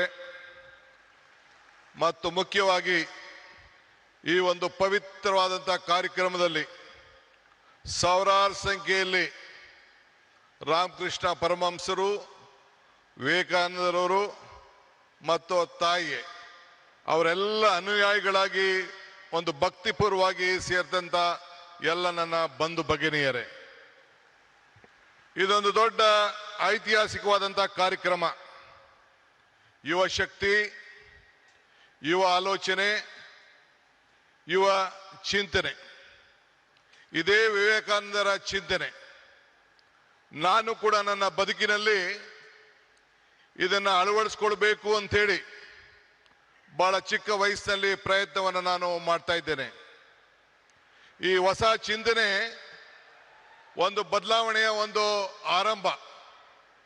ಇವತ್ತು ಯುವಕರ ಕನಸು ದೇಶದ ಕನಸಾಗಿದೆ. ನಾವು ಇಬ್ಬರು ಯುವಕರನ್ನು ನಾವು ಗಮನಿಸಿದ್ದೇವೆ. ನಮ್ಮ ಯುವಕರು, ವಿದ್ಯಾರ್ಥಿಗಳು ಇಡೀ ರಾಷ್ಟ್ರಕ್ಕೆ ಏನು ಸ್ವಾಮಿ ವಿವೇಕಾನಂದವರು ಕೊಟ್ಟ ಆದೇಶವನ್ನ ನನ್ನ ಯುವಕರು ನಮ್ಮೆಲ್ಲರೂ ಕೂಡ ಒಂದು ಸಂದೇಶವನ್ನು ಕೊಟ್ಟಿದ್ದಾರೆ. ಎಲ್ಲ ರಾಮಕೃಷ್ಣ ವಿದ್ಯಾಶಾಲೆ ಎಲ್ಲ ನನ್ನ ಯುವಕ ವಿದ್ಯಾರ್ಥಿಗಳಿಗೆ ನನ್ನ ಸಾಷ್ಟಾಂಗ ನಮಸ್ಕಾರಗಳನ್ನು ಅರ್ಪಿಸಲಿಕ್ಕೆ ನಾನು ಬಯಸ್ತಾ ಇದ್ದೇನೆ. ಇದು ನಮ್ಮ ಸರ್ಕಾರದ ಆಲೋಚನೆ ಕೂಡ ವಿವೇಕಾನಂದರ ಆಲೋಚನೆಯನ್ನ ಹಮ್ಮಿಕೊಂಡಿದ್ದೇನೆ. ಯುಗ ನವಯುಗ, ಇದೇ ನಮ್ಮ ದೊಡ್ಡ ಘೋಷಣೆ ಅಂತ ಹೇಳಲಿಕ್ಕೆ ನನಗೆ ಬಹಳ ಸಂತೋಷ ಆಗ್ತದೆ. ಇವತ್ತು ನಾವೆಲ್ಲ ಸೇರಿ ಒಂದು ಟೀಮ್ ಕರ್ನಾಟಕ ಆಗಿ ಕರ್ನಾಟಕದ ಅಭಿವೃದ್ಧಿಗೆ ಇಡೀ ವಿಶ್ವ ಕರ್ನಾಟಕವನ್ನ ಗಮನಿಸ್ತಾ ಇದೆ. ಈ ಹಿನ್ನೆಲೆಯಲ್ಲಿ 16,000 ಯುವ ಸಂಘಟನೆಗಳು ಒಟ್ಟಾಗಬೇಕು. ಇಡೀ ಪಂಚಾಯತ್ಗಳಲ್ಲಿ, ಮುನ್ಸಿಪಾಲಿಟಿಗಳಲ್ಲಿ ಸಂಘಗಳು ಬೇರೂಡಬೇಕು ಅಂತ ಹೇಳಿ ನಾನು ಕೂಡ ಒಂದು ಹೊಸ ಚಿಂತನೆಯನ್ನ ಪ್ರಾರಂಭವನ್ನು ನಾನು ಮಾಡ್ತಾ ಇದ್ದೇನೆ. ಹಳ್ಳಿಗಳಲ್ಲಿ, ನಗರಗಳಲ್ಲಿ ನಮ್ಮ ಯುವ ಶಕ್ತಿಯನ್ನು ನಾವು ಸರಿಯಾದ ರೀತಿ ಬಳಸ್ಕೊಂಡು ಸಾಂಸ್ಕೃತಿಕ ಕ್ರೀಡೆ, ನಾಟಕ ಇವೆಲ್ಲ ಕೂಡ ಅಳವಡಿಸ್ಕೊಳ್ಳಿಕ್ಕೆ ಅನೇಕ ಕಾರ್ಯಕ್ರಮಗಳನ್ನು ಇವತ್ತೆಲ್ಲ ನಾವು ರೂಪಿಸ್ಕೊಂಡು ಬಂದಿದ್ದೇವೆ. ಈ ಮೂಲಕ ನಮ್ಮ ಯುವಕರಲ್ಲಿ ಒಂದು ದೈಹಿಕವಾದಂಥ ಶಕ್ತಿಯನ್ನ, ಮಾನಸಿಕವಾದಂಥ ಶಕ್ತಿಯನ್ನ ಇವತ್ತು ನಾವೆಲ್ಲರೂ ಕೂಡ ಕಾಪಾಡಲಿಕ್ಕೆ ನಾವೆಲ್ಲ ಕೂಡ ಬದ್ಧರಾಗಿ ಇವತ್ತು ಕೆಲಸವನ್ನು ಮಾಡಬೇಕಾಗಿದೆ. ಬಂಧುಗಳೇ, ಈಗ ತಾನೇ ನಾವು ಟಿವಿಯಲ್ಲಿ ಚಿತ್ರವನ್ನ ಗಮನಿಸ್ತೋ. ಮೈಸೂರಿನ ಇತಿಹಾಸ ವಿಶ್ವದ ಇತಿಹಾಸ. ಮೈಸೂರಿನಿಂದ ಇವತ್ತು ಸ್ವಾಮಿ ವಿವೇಕಾನಂದರವರು 1893ರಲ್ಲಿ ಇಲ್ಲಿಂದ ಹೆಜ್ಜೆ ಹಾಕಿ ಆವತ್ತಿನ ಕಾಲದಲ್ಲಿ ಒಡೆಯರು, ಮಹಾರಾಜರು ಏನು ಅವ್ರಿಗೆ ಕೊಟ್ಟಂತ ಪ್ರೋತ್ಸಾಹದಿಂದ ವಿಶ್ವಕ್ಕೆ ಹೋಗಿ ಮೈ ಬ್ರದರ್ಸ್ ಅಂಡ್ ಸಿಸ್ಟರ್ಸ್ ಅಂತ ಏನು ಭಾಷಣವನ್ನ ಮಾಡಿದ್ರು, ಇಡೀ ವಿಶ್ವದ ಗಮನವನ್ನ ಈ ಭೂಮಿಯಿಂದ ಸೆಳೆಯಲಿಕ್ಕೆ ಒಂದು ದೊಡ್ಡ ಶಕ್ತಿಯನ್ನು ಕೊಟ್ಟರು. ಅದಕ್ಕೆ ನಾನು ನಮ್ಮ ಹಿರಿಯರಂತ ಮಹಾರಾಜರಿಗೆ, ಆವತ್ತಿನ ಕಾಲದ ಮಹಾರಾಜರಿಗೆ ನನ್ನ ಸಾಕ್ಷಾಂಗ ನಮಸ್ಕಾರಗಳನ್ನು ಅರ್ಪಿಸಲಿಕ್ಕೆ ನಾನು ಬಯಸ್ತಾ ಇದ್ದೇನೆ. ಇವತ್ತು ನಾವೆಲ್ಲ ಇವತ್ತು ಇಂಥ ಒಂದು ಐತಿಹಾಸಿಕವಾದಂತಹ ಕಾರ್ಯಕ್ರಮದಲ್ಲಿ ಪಾಲ್ಗೊಂಡಿದ್ದೇವೆ. ಇವತ್ತು ವಿವೇಕಾನಂದರ ಸಾಂಸ್ಕೃತಿಕ ಯುವ ಕೇಂದ್ರವನ್ನ ನಮ್ಮ ರಾಮಕೃಷ್ಣ ಮಹಾಸಂಸ್ಥೆಯ ನಮ್ಮ ಪೂಜ್ಯರೆಲ್ಲ ಕೂಡ ಇವತ್ತು ಅಳವಡಿಸಿದ್ದಾರೆ. ಇದು ಅವರ ವೈಯಕ್ತಿಕವಾದಂತಹ ಆಶ್ರಮದ ಆಸ್ತಿಯಲ್ಲ, ಇದು ಇಡೀ ದೇಶದ ಆಸ್ತಿ. ಈ ದೇಶದ ಯುವಕರನ್ನ ಯಾವ ದಿಟ್ಟಿನಲ್ಲಿ ತೆಗೆದುಕೊಂಡು ಹೋಗ್ಬೇಕು ಅಂತೇಳಿ ಒಂದು ಕಾರ್ಯಕ್ರಮವನ್ನು ಇವತ್ತು ರೂಪಿಸಿದ್ದಾರೆ. ಅದಕ್ಕೆ ಇಡೀ ಭಾರತದ ಯುವಕ ತಂಡ, ಯುವ ಸಮುದಾಯ, ಎಲ್ಲ ನನ್ನ ತಂದೆ ತಾಯಿಂದಿರು ಹಿರಿಯರೆಲ್ಲರೂ ಕೂಡ ಈ ದೊಡ್ಡ ಐತಿಹಾಸಿಕವಾದಂಥ ರಾಮಕೃಷ್ಣ ಸಂಸ್ಥೆಗೆ ಕರ್ನಾಟಕ ಸರ್ಕಾರದ ಪರವಾಗಿ ನಿಮ್ಮೆಲ್ಲರ ಪ್ರತಿನಿಧಿಯಾಗಿ ಅವ್ರಿಗೊಂದು ಸಾಷ್ಟಾಂಗ ನಮಸ್ಕಾರಗಳು ಮತ್ತು ಅಭಿನಂದನೆ ಸಲ್ಲಿಸಲಿಕ್ಕೆ ನಾನು ಬಯಸ್ತಾ ಇದ್ದೇನೆ. ಇಡೀ ಸರ್ಕಾರ ಅವರ ಜೊತೆಯಲ್ಲಿ ನಿಂತ್ಕೊಳ್ತಾರೆ. ನಾನು ಈ ಸಂದರ್ಭದಲ್ಲಿ ಒಂದು ಮಾತನ್ನು ನನಗೆ ನೆನೆಸ್ಕೊಳ್ಳಿಕ್ಕೆ ನನಗೆ ಇಚ್ಛೆ ಪಡ್ತೇನೆ. ನಾನು ಅನೇಕ ಸಂದರ್ಭದಲ್ಲಿ ಮಾತಾಡ್ಕೊಂಡು ಬಂದಿದ್ದೇನೆ. ಪುರಂದರದಾಸರದ ಒಂದು ಮಾತು ನನಗೆ ಬರ್ತದೆ, ಇದು ಭಾಗ್ಯ ಇದು ಭಾಗ್ಯ ಇದು ಭಾಗ್ಯವಯ್ಯ, ಪದ್ಮನಾಭನ ಪಾದ ಭಜನೆ ಪರಮ ಸುಖವಯ್ಯ ಅಂತೇಳಿ. ಹಂಗೆ ಇವತ್ತು ನಾವು ನೀವೆಲ್ಲ ಸೇರಿ ಪ್ರಧಾನಮಂತ್ರಿಗಳು ಬಂದು ಉದ್ಘಾಟನೆ ಮಾಡುವಂತ ಕಾರ್ಯಕ್ರಮದಲ್ಲಿ ಈ ರಾಮಕೃಷ್ಣದ ಮಠದಲ್ಲಿ ಏನು ವಿವೇಕಾನಂದ ಸಾಂಸ್ಕೃತಿಕ ಕೇಂದ್ರದ ಕಾರ್ಯಕ್ರಮದಲ್ಲಿ ಪಾಲ್ಗೊಂಡಿದ್ದು ನಮ್ಮ ಭಾಗ್ಯ ನಮ್ಮ ಭಾಗ್ಯ ನಮ್ಮ ಭಾಗ್ಯ ಅಂತೇಳಿ ನಾನು ಭಾವಿಸ್ಕೊಂಡಿದ್ದೇನೆ. ಬಂಧುಗಳೇ, ನಾನು ಹೆಚ್ಚಿಗೆ ಮಾತಾಡೋಂಥದ್ದು ಇಲ್ಲೇನು ಇಲ್ಲ. ಮಾತಾಡಿದ್ರೆ ಬಹಳ ಗಂಟೆಗಟ್ಟಲೆ ಮಾತಾಡೋಂಥ ವಿಚಾರಗಳಿದೆ. ಇವತ್ತು ವಿವೇಕಾನಂದರ ತ್ಯಾಗ ನಮ್ಮೆಲ್ಲರಿಗೂ ಕೂಡ ಇವತ್ತು ಸ್ಫೂರ್ತಿಯಾಗಿದೆ. ನಮ್ಮೆಲ್ಲರೂ ಕೂಡ ಅವರ ಶಕ್ತಿಯನ್ನು ನಾವು ಅಳವಡಿಸ್ಕೊಳ್ತೇವೆ. ಇವತ್ತು today I am very proud my honourable prime minister is here for this great event. This is A historic event of this country. This is not the historic event of Mysore. This is the historic event of the youth movement of this country. I remember the saying of Swami Vivekananda. He said, be bold-hearted when you are defeated. Be large-hearted when you are victorious. Today, my Prime Minister is here. I am requesting him on behalf of the government of Karnataka and all of you, you should be very bold-hearted to help us, help Karnataka, save Karnataka, because the entire world is looking at India and Karnataka through Karnataka and Bangalore. So I request you, once I remember our Honorable Prime Minister, Mr. Atal Bihari Vajpayee, had come to Bangalore for the laying the foundation of the airport. He said, there was a time when the world leaders used to come to Delhi, then they used to come to Calcutta, Mumbai, Chennai, Hyderabad, or different part of the country. Now the situation has changed. This is when Mr. S.M. Krishna, a student of this institution, was the chief minister. He said that Mr. S.M. Krishna was the chief minister. Then he laid the foundation, Atal Bihari Vajpayee laid the foundation of the international airport. Then Mr. Vajpayee said, the situation has come.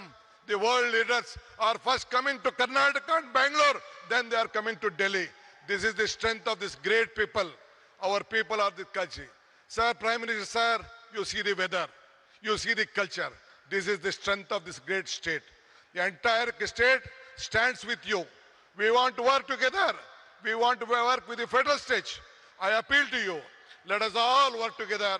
This is great. This is the Sankalpa Bhumi. In this Bhumi, at the time when our Vivekananda traveled in a train in the history, he was traveling the ship along with Tataji. Then Tataji asked, what has to be done? He said, India is poor. This has to be a science city. Then the Tataji asked Maharaja. One day Maharaja gave more than 300 acres of land in Bangalore. That is the Indian Institute of Science, which is in Bangalore. That is the contribution of Maharajas to the science of this country. That is what the Maharaja has given, and Tatas helped us. That is why I would like to, this is the great state, great city, and India has to grow with Karnataka, and Karnataka will be with you. Let us work together, make this country proud. I don't want to tell more. I have a lot of things, but I have given only 5 minutes time. I don't want to waste your time. Prime Minister message is very much important for the country. Let us work together. Let us build Karnataka. Let us build India, a strong India. Jai Hind, Jai Bharat, Jai Vivekananda, Jai Ram Krishna, Jai Mata. Ellargu namaskara.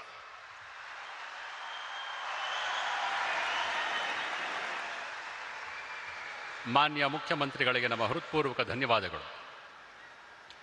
The Ramakrishna Math and Ramakrishna Mission carry forward the universal message of Sri Ramakrishna, Sri Sharada Devi and Swami Vivekananda through spiritual awakening and service to humanity. Presiding over this worldwide movement is Parama Puja Srimad Swami Gautamanand Ji Maharaj, President of Ramakrishna Math and Ramakrishna Mission, Belur Math. For all of us gathered here, his presence is itself a blessing. I now humbly request Revered President Maharaj to deliver his benedictory address.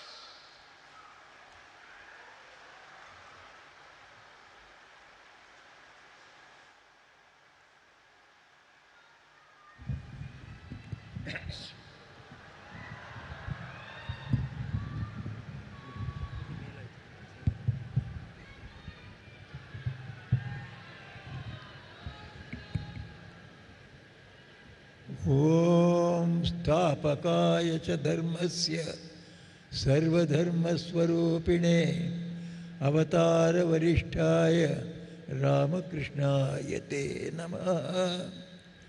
नमस्ते यतिराजाय Vivekananda सूरये सच्चित्सुखस्वरूपाय स्वामिने तापहारिणे.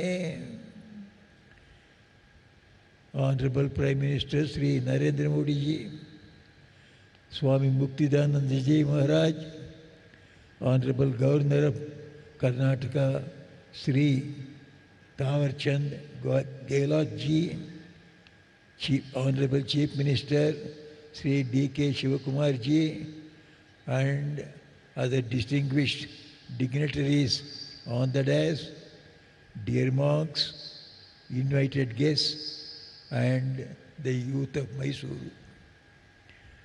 We are very happy that the Honorable Prime Minister Sri Narendra Modi has just inaugurated Viveka Smaraka, a grand memorial dedicated to Swami Vivekananda. This Viveka Smaraka has been constructed on a sacred and historic site where Swami Vivekananda stayed and meditated in the year 1892. It was after a long struggle of nearly 12 years that this memorial has been built. The monks and the devotees of our Mysore ashrama had to face innumerable difficulties and challenges, but they could succeed by the grace of Sri Ramakrishna, Holy Mother and Swamiji, and Mother Chamundeshwari. Today we see the magnificent edifice befitting the memory of Swami Vivekananda being inaugurated by our very dear Honorable Prime Minister himself. This youth center is dedicated to impart Swami Vivekananda's ideal of man-making and character-building education to the youth. We all know that Swamiji had immense faith in the youth. He firmly believed that a nation prospers when its young people are properly trained to become responsible and useful citizens. I earnestly appeal to the youth of Mysuru to participate wholeheartedly in the meaningful courses offered by Viveka Smaraka. I hope that they will respond positively to these opportunities for their personal growth and all-round transformation, and thereby derive lasting benefit from this Viveka Smaraka. Our Honorable Prime Minister, as you all know, is devoted admirer of Swami Vivekananda and his ideals.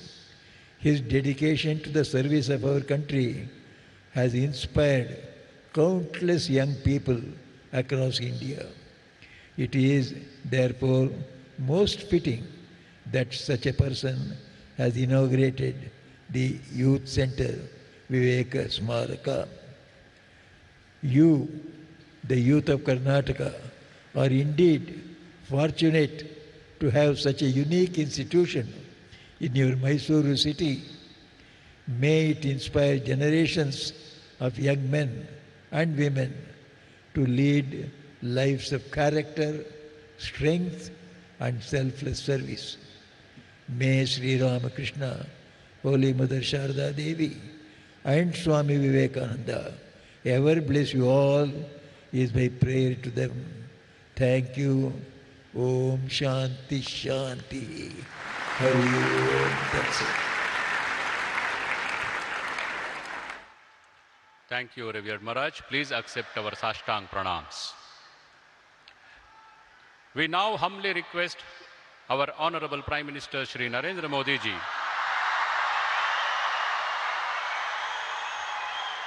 to digitally unveil the plaque marking the inauguration of Viveka Smaraka.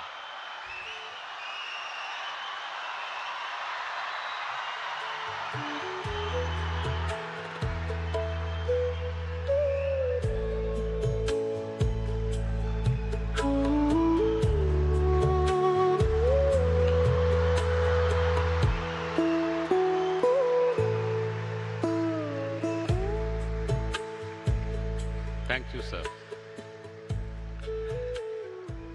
The nearly century-old publication department of Sri Ramakrishna Ashrama, Mysuru, has published more than 500 titles on spirituality, culture, and personality development. Today, it presents two important Kannada publications for release: Maharishi Valmiki's Ramayana in 7 volumes, and Baduku Bedaku, the Kannada translation of Swami Chetananandji's Stories of Vedanta Monks. The 7-volume Ramayana has been translated into simple Kannada by Sri Suresh Kumarji, who was the convener of Rama Janmabhoomi movement in Karnataka, and for many years he has been spreading Ramayana among the youth. Baduku Bedaku has been translated into Kannada by Mata Tyagamayi. We respectfully request Honorable Prime Minister to release these two publications.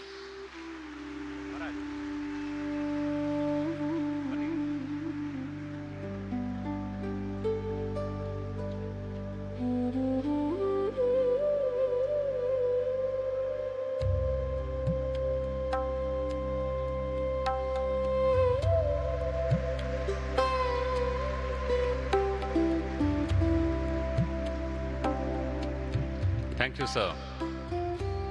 Today, it is our privilege to have with us an internationally respected great leader of Bharat who is deeply inspired by Swami Vivekananda and who repeatedly invokes Swami Vivekananda's message to inspire the youth toward nation building. We now respectfully invite our chief guest, the Honorable Prime Minister of India, Shri Narendra Modi ji, to address the gathering.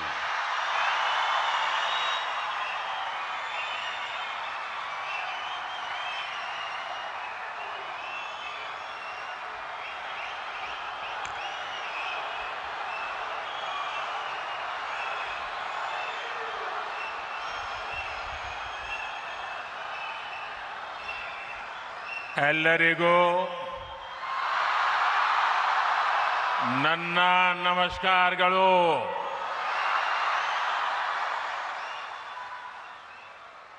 Ramakrishna मठ और Ramakrishna mission Belur Math के अध्यक्ष परम पूज्य स्वामी गौतमानंद जी महाराज, श्री रामकृष्ण आश्रम मैसूरू के अध्यक्ष पूज्य स्वामी मुक्तिदानंद जी, रामकृष्ण मठ और रामकृष्ण मिशन के ट्रस्टी पूज्य स्वामी यादवेंद्रानंद जी, राज्यपाल श्री थावरचंद गहलोत जी, मुख्यमंत्री श्री D.K. शिव कुमार जी, सांसद यदवीर कृष्णदत्त चामराज वाडियार जी, विधायक विजेंद्र येदियुरप्पा जी, के हरीश गौड़ा जी, अन्य महानुभाव, पूज्य संतगण और भाइयों और बहनों, सर्वप्रथम मैं मैसूरू की अधिष्ठात्री देवी मां चामुंडेश्वरी को प्रणाम करता हूं। अभी 2 दिन पहले ही हम सभी ने गुरु पूर्णिमा भी मनाई है। आप सब जानते हैं, मेरी यात्रा जहां से शुरू हुई और आज मैं जहां हूं, इसमें रामकृष्ण मिशन का बहुत अहम योगदान है। मैं 3 महीने पहले हावड़ा में बेलूर मठ गया था। सभी पूज्य संतों से सत्संग करने का अवसर मिला था। मेरा सौभाग्य है कि आज मुझे फिर मैसूरू में श्री रामकृष्ण आश्रम से जुड़े संतों से, मेरे गुरु बंधुओं से मिलने का, उनसे आशीर्वाद लेने का अवसर मिला है। आप सभी की उपस्थिति की वजह से आज मैसूरू की इस पवित्र भूमि पर मुझे एक अलग ही ऊर्जा अनुभव हो रही है। मैं आप सभी संतों के चरणों में सादर प्रणाम करता हूं। साथियों, मैसूरू भारत की अनादि सांस्कृतिक चेतना का केंद्र रहा है। यहां के मंदिर, यहां की परंपराएं और उत्सव, मैसूरू का दशहरा, यहां के भव्य महल, इसका संगीत और साहित्य, भारत की विरासत इस शहर के कण कण में रची बसी है। और ये देखकर बहुत संतोष मिलता है कि इस शहर ने इस विरासत को उसी कुशलता से सहेजा भी है, संवारा भी है।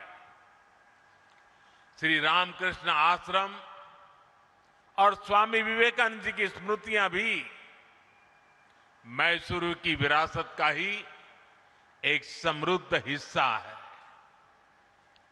कुछ देर पहले मैं उस ऐतिहासिक भवन में भी गया था जहां स्वामी विवेकानंद जी ने अपने प्रवास के दौरान कुछ समय बिताया था। कर्नाटका के कितने ही विद्वान और मनीषी इस स्थान से जुड़े रहे हैं। राष्ट्र कवि कुवेंपु जैसे महापुरुष जब मैसूर में थे, उनका भी रामकृष्ण आश्रम से गहरा जुड़ाव था। आज Swami Vivekananda cultural youth centre यानी विवेका स्मारका के उद्घाटन के जरिए हम इस मिशन को नया विस्तार दे रहे हैं। इसके लिए मैं श्री रामकृष्ण आश्रम और इसके जुड़े सभी विद्वानों को हार्दिक बधाई देता हूं।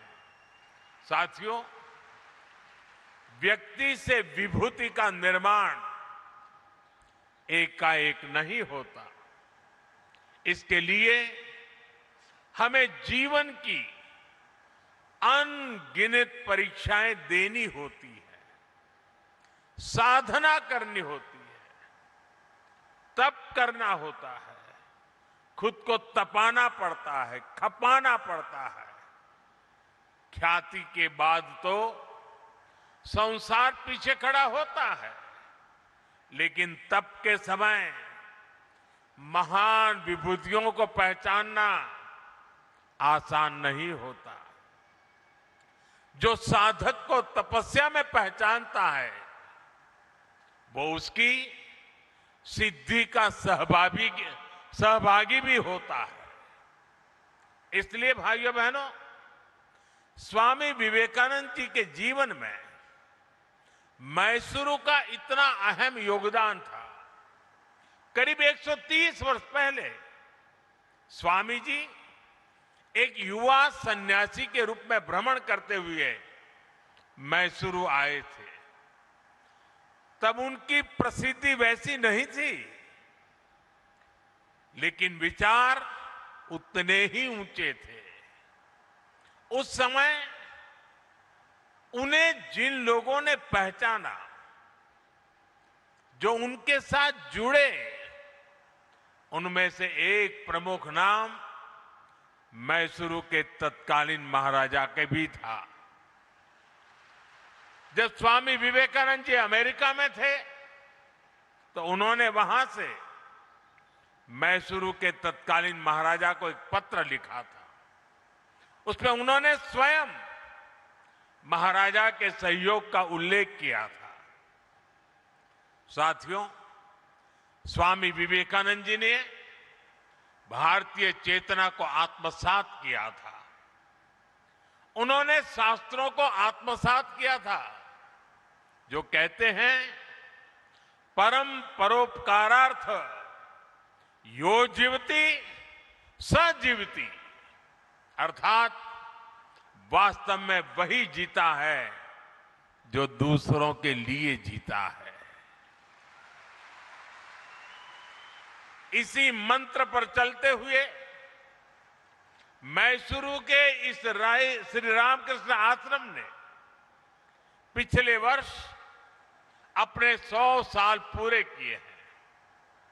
शिक्षा और स्वास्थ्य से जुड़ी सेवाएं हो या प्राकृतिक आपदा में राहत कार्य, श्री रामकृष्ण आश्रम ने स्वामी विवेकानंद जी की विरासत को जीवंत रखा है। मुझे विश्वास है विवेक स्मारक साधकों और श्रद्धालुओं के लिए आत्मिक उत्थान का एक तीर्थ बनेगा। स्वामी विवेकानंद जी की प्रेरणा थी शिव ज्ञाने जीव सेवा, यानी जीव की सेवा ही शिव की सेवा है। हमें इस विवेक स्मारक में इसलिए ऐसे युवाओं को गढ़ना है जिनके लिए समाज और राष्ट्र के हित, गरीब वंचित के दुख अपने सुख दुख से ऊपर हो। जिन युवाओं के लिए राष्ट्र प्रथम ही सर्वोपरि मंत्र हो, मां भारती की सेवा ही जिनका जीवन लक्ष्य हो। साथियों, स्वामी विवेकानंद जी युवाओं की शिक्षा को राष्ट्र निर्माण का मजबूत आधार मानते थे। उन्होंने स्वयं ये देखा था कि कैसे दुनिया के देश अपने युवाओं को शिक्षित बना रहे हैं, लेकिन दुर्भाग्य से तब भारत गुलाम था। भारत के युवा भी गुलामी की जंजीरों में जकड़े हुए थे। उस दौर से लेकर अब तक भारत के युवा ने एक लंबी यात्रा तय की है। भारत का जो युवा कभी जंजीरों में था, आज वो युवा दुनिया के विकास को गति दे रहा है। आज भारत की अर्थव्यवस्था सबसे तेजी से आगे बढ़ रही है। किसकी वजह से? भारत के युवाओं के सामर्थ्य से। आज भारत में दुनिया की तीसरा सबसे बड़ा स्टार्टअप इकोसिस्टम है। किसकी वजह से? भारत के युवाओं के सामर्थ्य से आज भारत दुनिया का दूसरा सबसे बड़ा मोबाइल फोन निर्माता बन चुका है। किसकी वजह से? भारत के युवाओं के सामर्थ्य से। आज भारत से बने डिजिटल सॉल्यूशंस दुनिया के अनेक देशों के लिए प्रेरणा बन रहे हैं। किसकी वजह से? भारत के युवाओं के सामर्थ्य से। आज भारत सेमीकंडक्टर मैन्युफैक्चरिंग की नई यात्रा पर तेजी से आगे बढ़ रहा है। किसकी वजह से? भारत के युवा के सामर्थ्य से। आज Bharat AI, deep tech, space, technology और इनोवेशन के नए अध्याय लिख रहा है। किसकी वजह से? भारत के युवाओं के सामर्थ्य से। अभी कुछ दिन पहले ही हमने देखा है भारत के युवाओं ने अंतरिक्ष में कमाल कर दिया है। पहली बार युवाओं का बनाया हुआ एक प्राइवेट कंपनी का रॉकेट अंतरिक्ष तक पहुंचा है। आज कोई भी सेक्टर हो, भारत का युवा अपना दम खम दिखा रहा है। हम सभी अपने आसपास देख रहे हैं, आज छोटे से छोटे व्यवसाय में लगा युवा भारत की डिजिटल इकोनॉमी को आगे बढ़ा रहा है। वो मुद्रा लोन के जरिए नई शुरुआत कर रहा है। वो देश की स्टार्टअप रिवॉल्यूशन को लीड कर रहा है। आत्मनिर्भर भारत का अभियान हो, मेक इन इंडिया का अभियान हो, इसकी सफलता के पीछे भारत के युवाओं की ही ताकत है। साथियों, किसी भी देश में युवाओं का सामर्थ्य तभी उस राष्ट्र की शक्ति बनता है जब उसे सही अवसर मिले, जब उसे सही दिशा मिले और जब उसे अपनी ही धरती पर बड़े सपने देखने, उन्हें पूरा करने का भरोसा मिले। और इसमें बहुत बड़ी भूमिका हमारे शिक्षा संस्थानों की होती है। मुझे खुशी है कि आज भारत में शिक्षण संस्थाओं की संख्या लगातार बढ़ रही है। पिछले 12 वर्षों में 650 से ज्यादा नई यूनिवर्सिटीज बनी है। पिछले 12 वर्षों में करीब 14,000 नए कॉलेज बने हैं।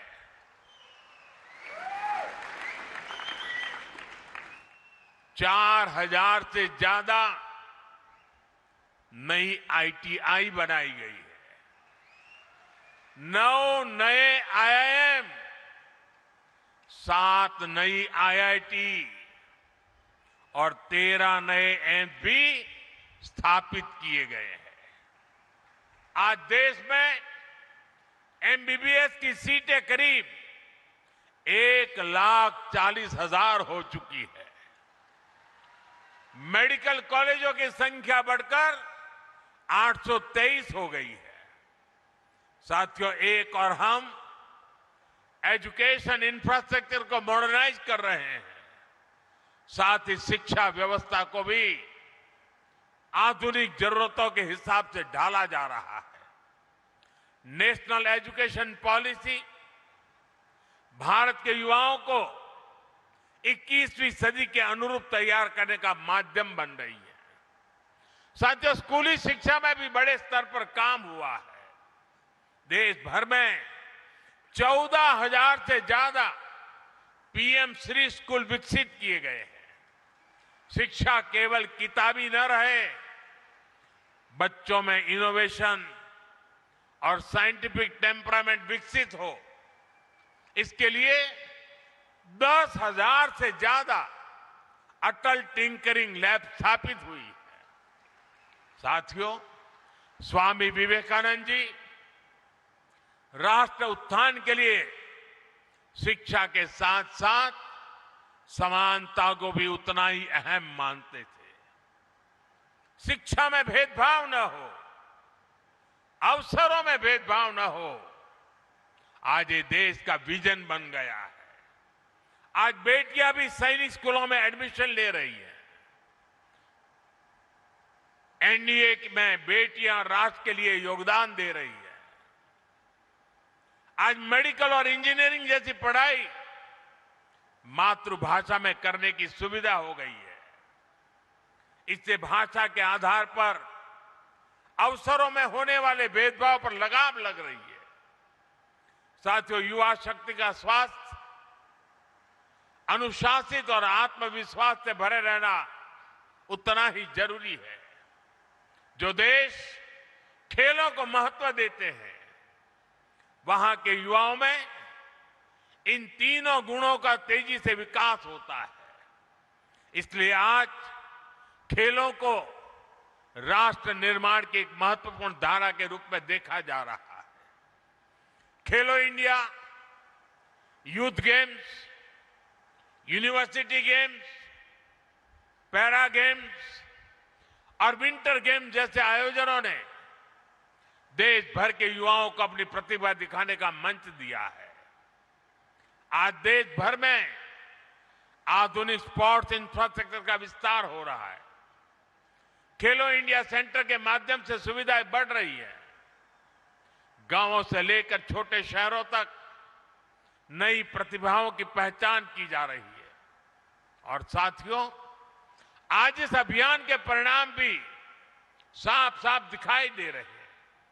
अंतर्राष्ट्रीय खेल प्रतियोगिताओं में भारत का प्रदर्शन बेहतर होता जा रहा है। हमारे खिलाड़ी नए नए कीर्तिमान बना रहे हैं। हमारी बेटियां देश का गौरव बढ़ा रही हैं। साथियों, स्वामी विवेकानंद जी की तरह हमें विवेक का स्मारक बड़े उद्देश्य के लिए कार्य करने की प्रेरणा देता है। ऐसे स्थान पर मैं हमारे युवाओं से आग्रह करना चाहता हूं। साथियों, मैसूरू को अक्सर भारत के सबसे स्वच्छ शहरों में स्थान मिला है। मैं इसके लिए यहां के लोगों को हृदय से बधाई देता हूं। क्या इस अवसर पर हम ये संकल्प ले सकते हैं कि भविष्य में स्वच्छता के संकल्प को निरंतर मजबूत करते रहेंगे?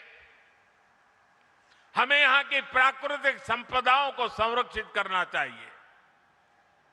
हमें पर्यावरण से जुड़े संकल्प लेने चाहिए। हमें पानी की हर बूंद बचाने के लिए मिशन मोड में काम करना होगा।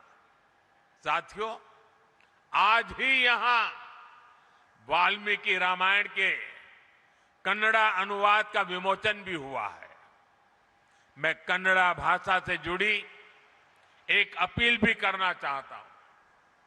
कर्नाटका महान लेखक और कवियों की धरती है। कन्नड़ा भाषा, कन्नड़ा भाषी लोग हमेशा से पढ़ने की संस्कृति के लिए जाने जाते हैं। स्मार्टफोन के इस युग में इस स्वभाव को और बढ़ावा मिलना चाहिए। क्या हम युवा पीढ़ी को कन्नड़ा साहित्य से गहराई से जुड़ने के लिए प्रेरित कर सकते हैं? साथियों, मैसूरू अपने सिल्क, चंदन और हस्तशिल्प के लिए प्रसिद्ध है। जब भी हम किसी को उपहार दें तो क्या हम ये सुनिश्चित कर सकते हैं कि वो किसी भारतीय के हाथों और पसीने से बनी चीज हो? इससे हमारी संस्कृति को बढ़ावा मिलेगा। साथ ही एक और परिवार को आर्थिक सहायता भी मिलेगी। साथियों, स्वामी विवेकानंद जी ने जिस तरह के भारत का सपना देखा था, उसे पूरा करने का दायित्व आज की पीढ़ी पर है। मुझे विश्वास है विवेक का स्मारक इसके लिए एक ऊर्जा स्रोत का काम करेगा। मैं एक बार फिर यहां एकत्र पूज्य संतजनों, गुरु बंधुओं और मैसूर के लोगों को नमन करते हुए मेरी वाणी को विराम देता हूं। आप सबका बहुत बहुत धन्यवाद।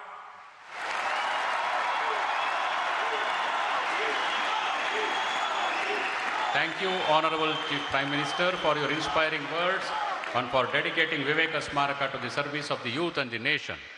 Your gracious presence on this historic occasion will be cherished in the annals of Sri Ramakrishna Ashrama, Mysuru.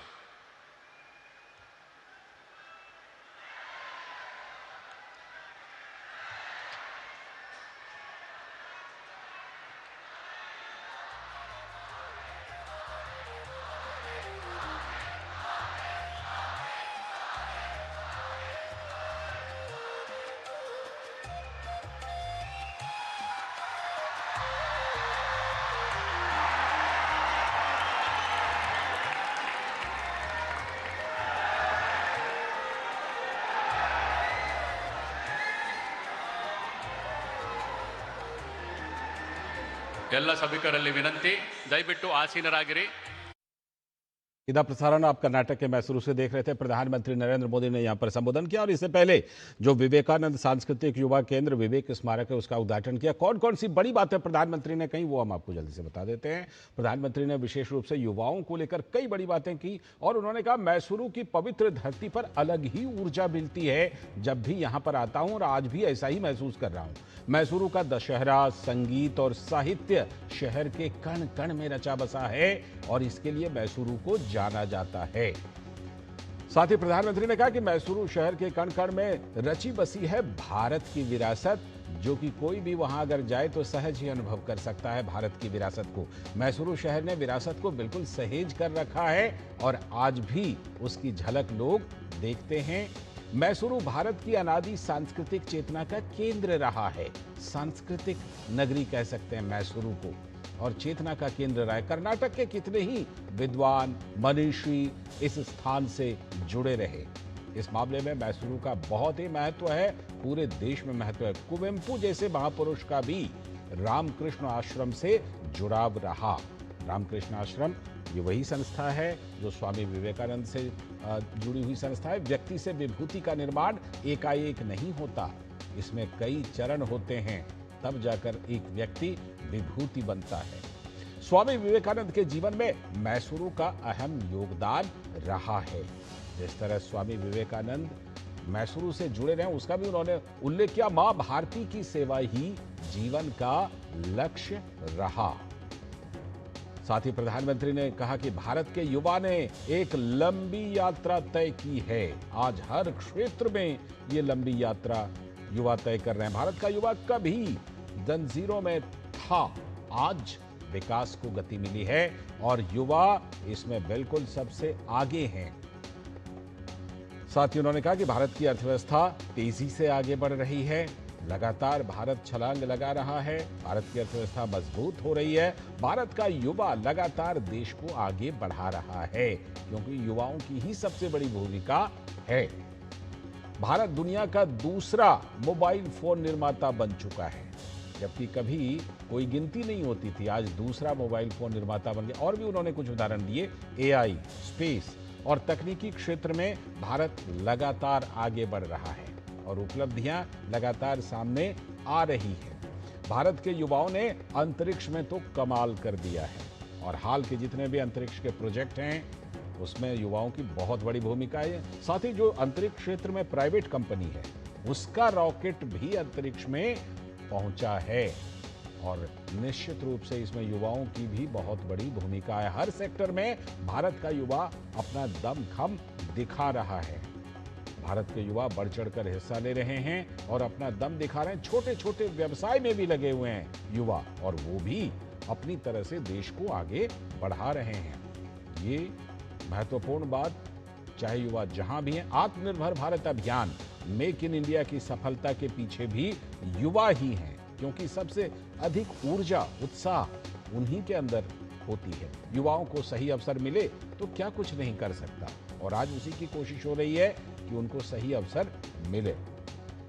शिक्षण संस्थानों की अहम भूमिका रही है, जो ऐसे युवाओं को तैयार करते हैं, देश के भविष्य को तैयार करते हैं, तो उसमें शिक्षा संस्थानों की बहुत बड़ी भूमिका है। शिक्षण संस्थानों की संख्या लगातार बढ़ी है।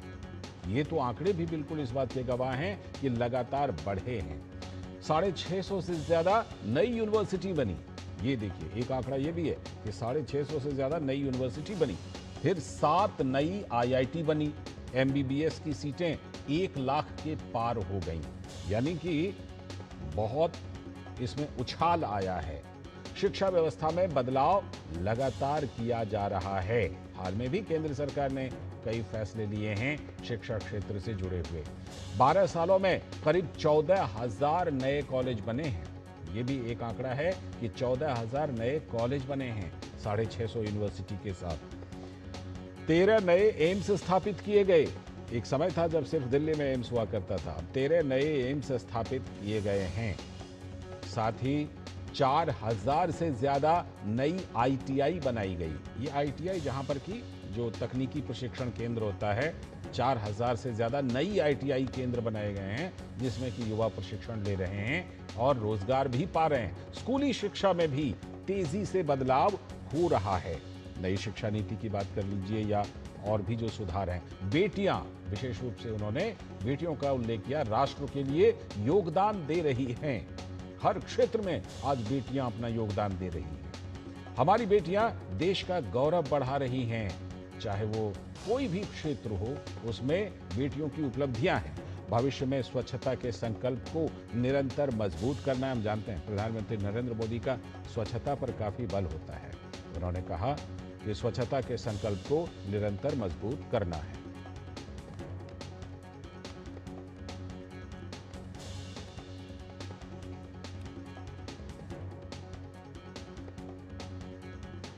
तो ये प्रधानमंत्री की बड़ी बातें जो उन्होंने इस संबोधन में कही। और इसके पहले जब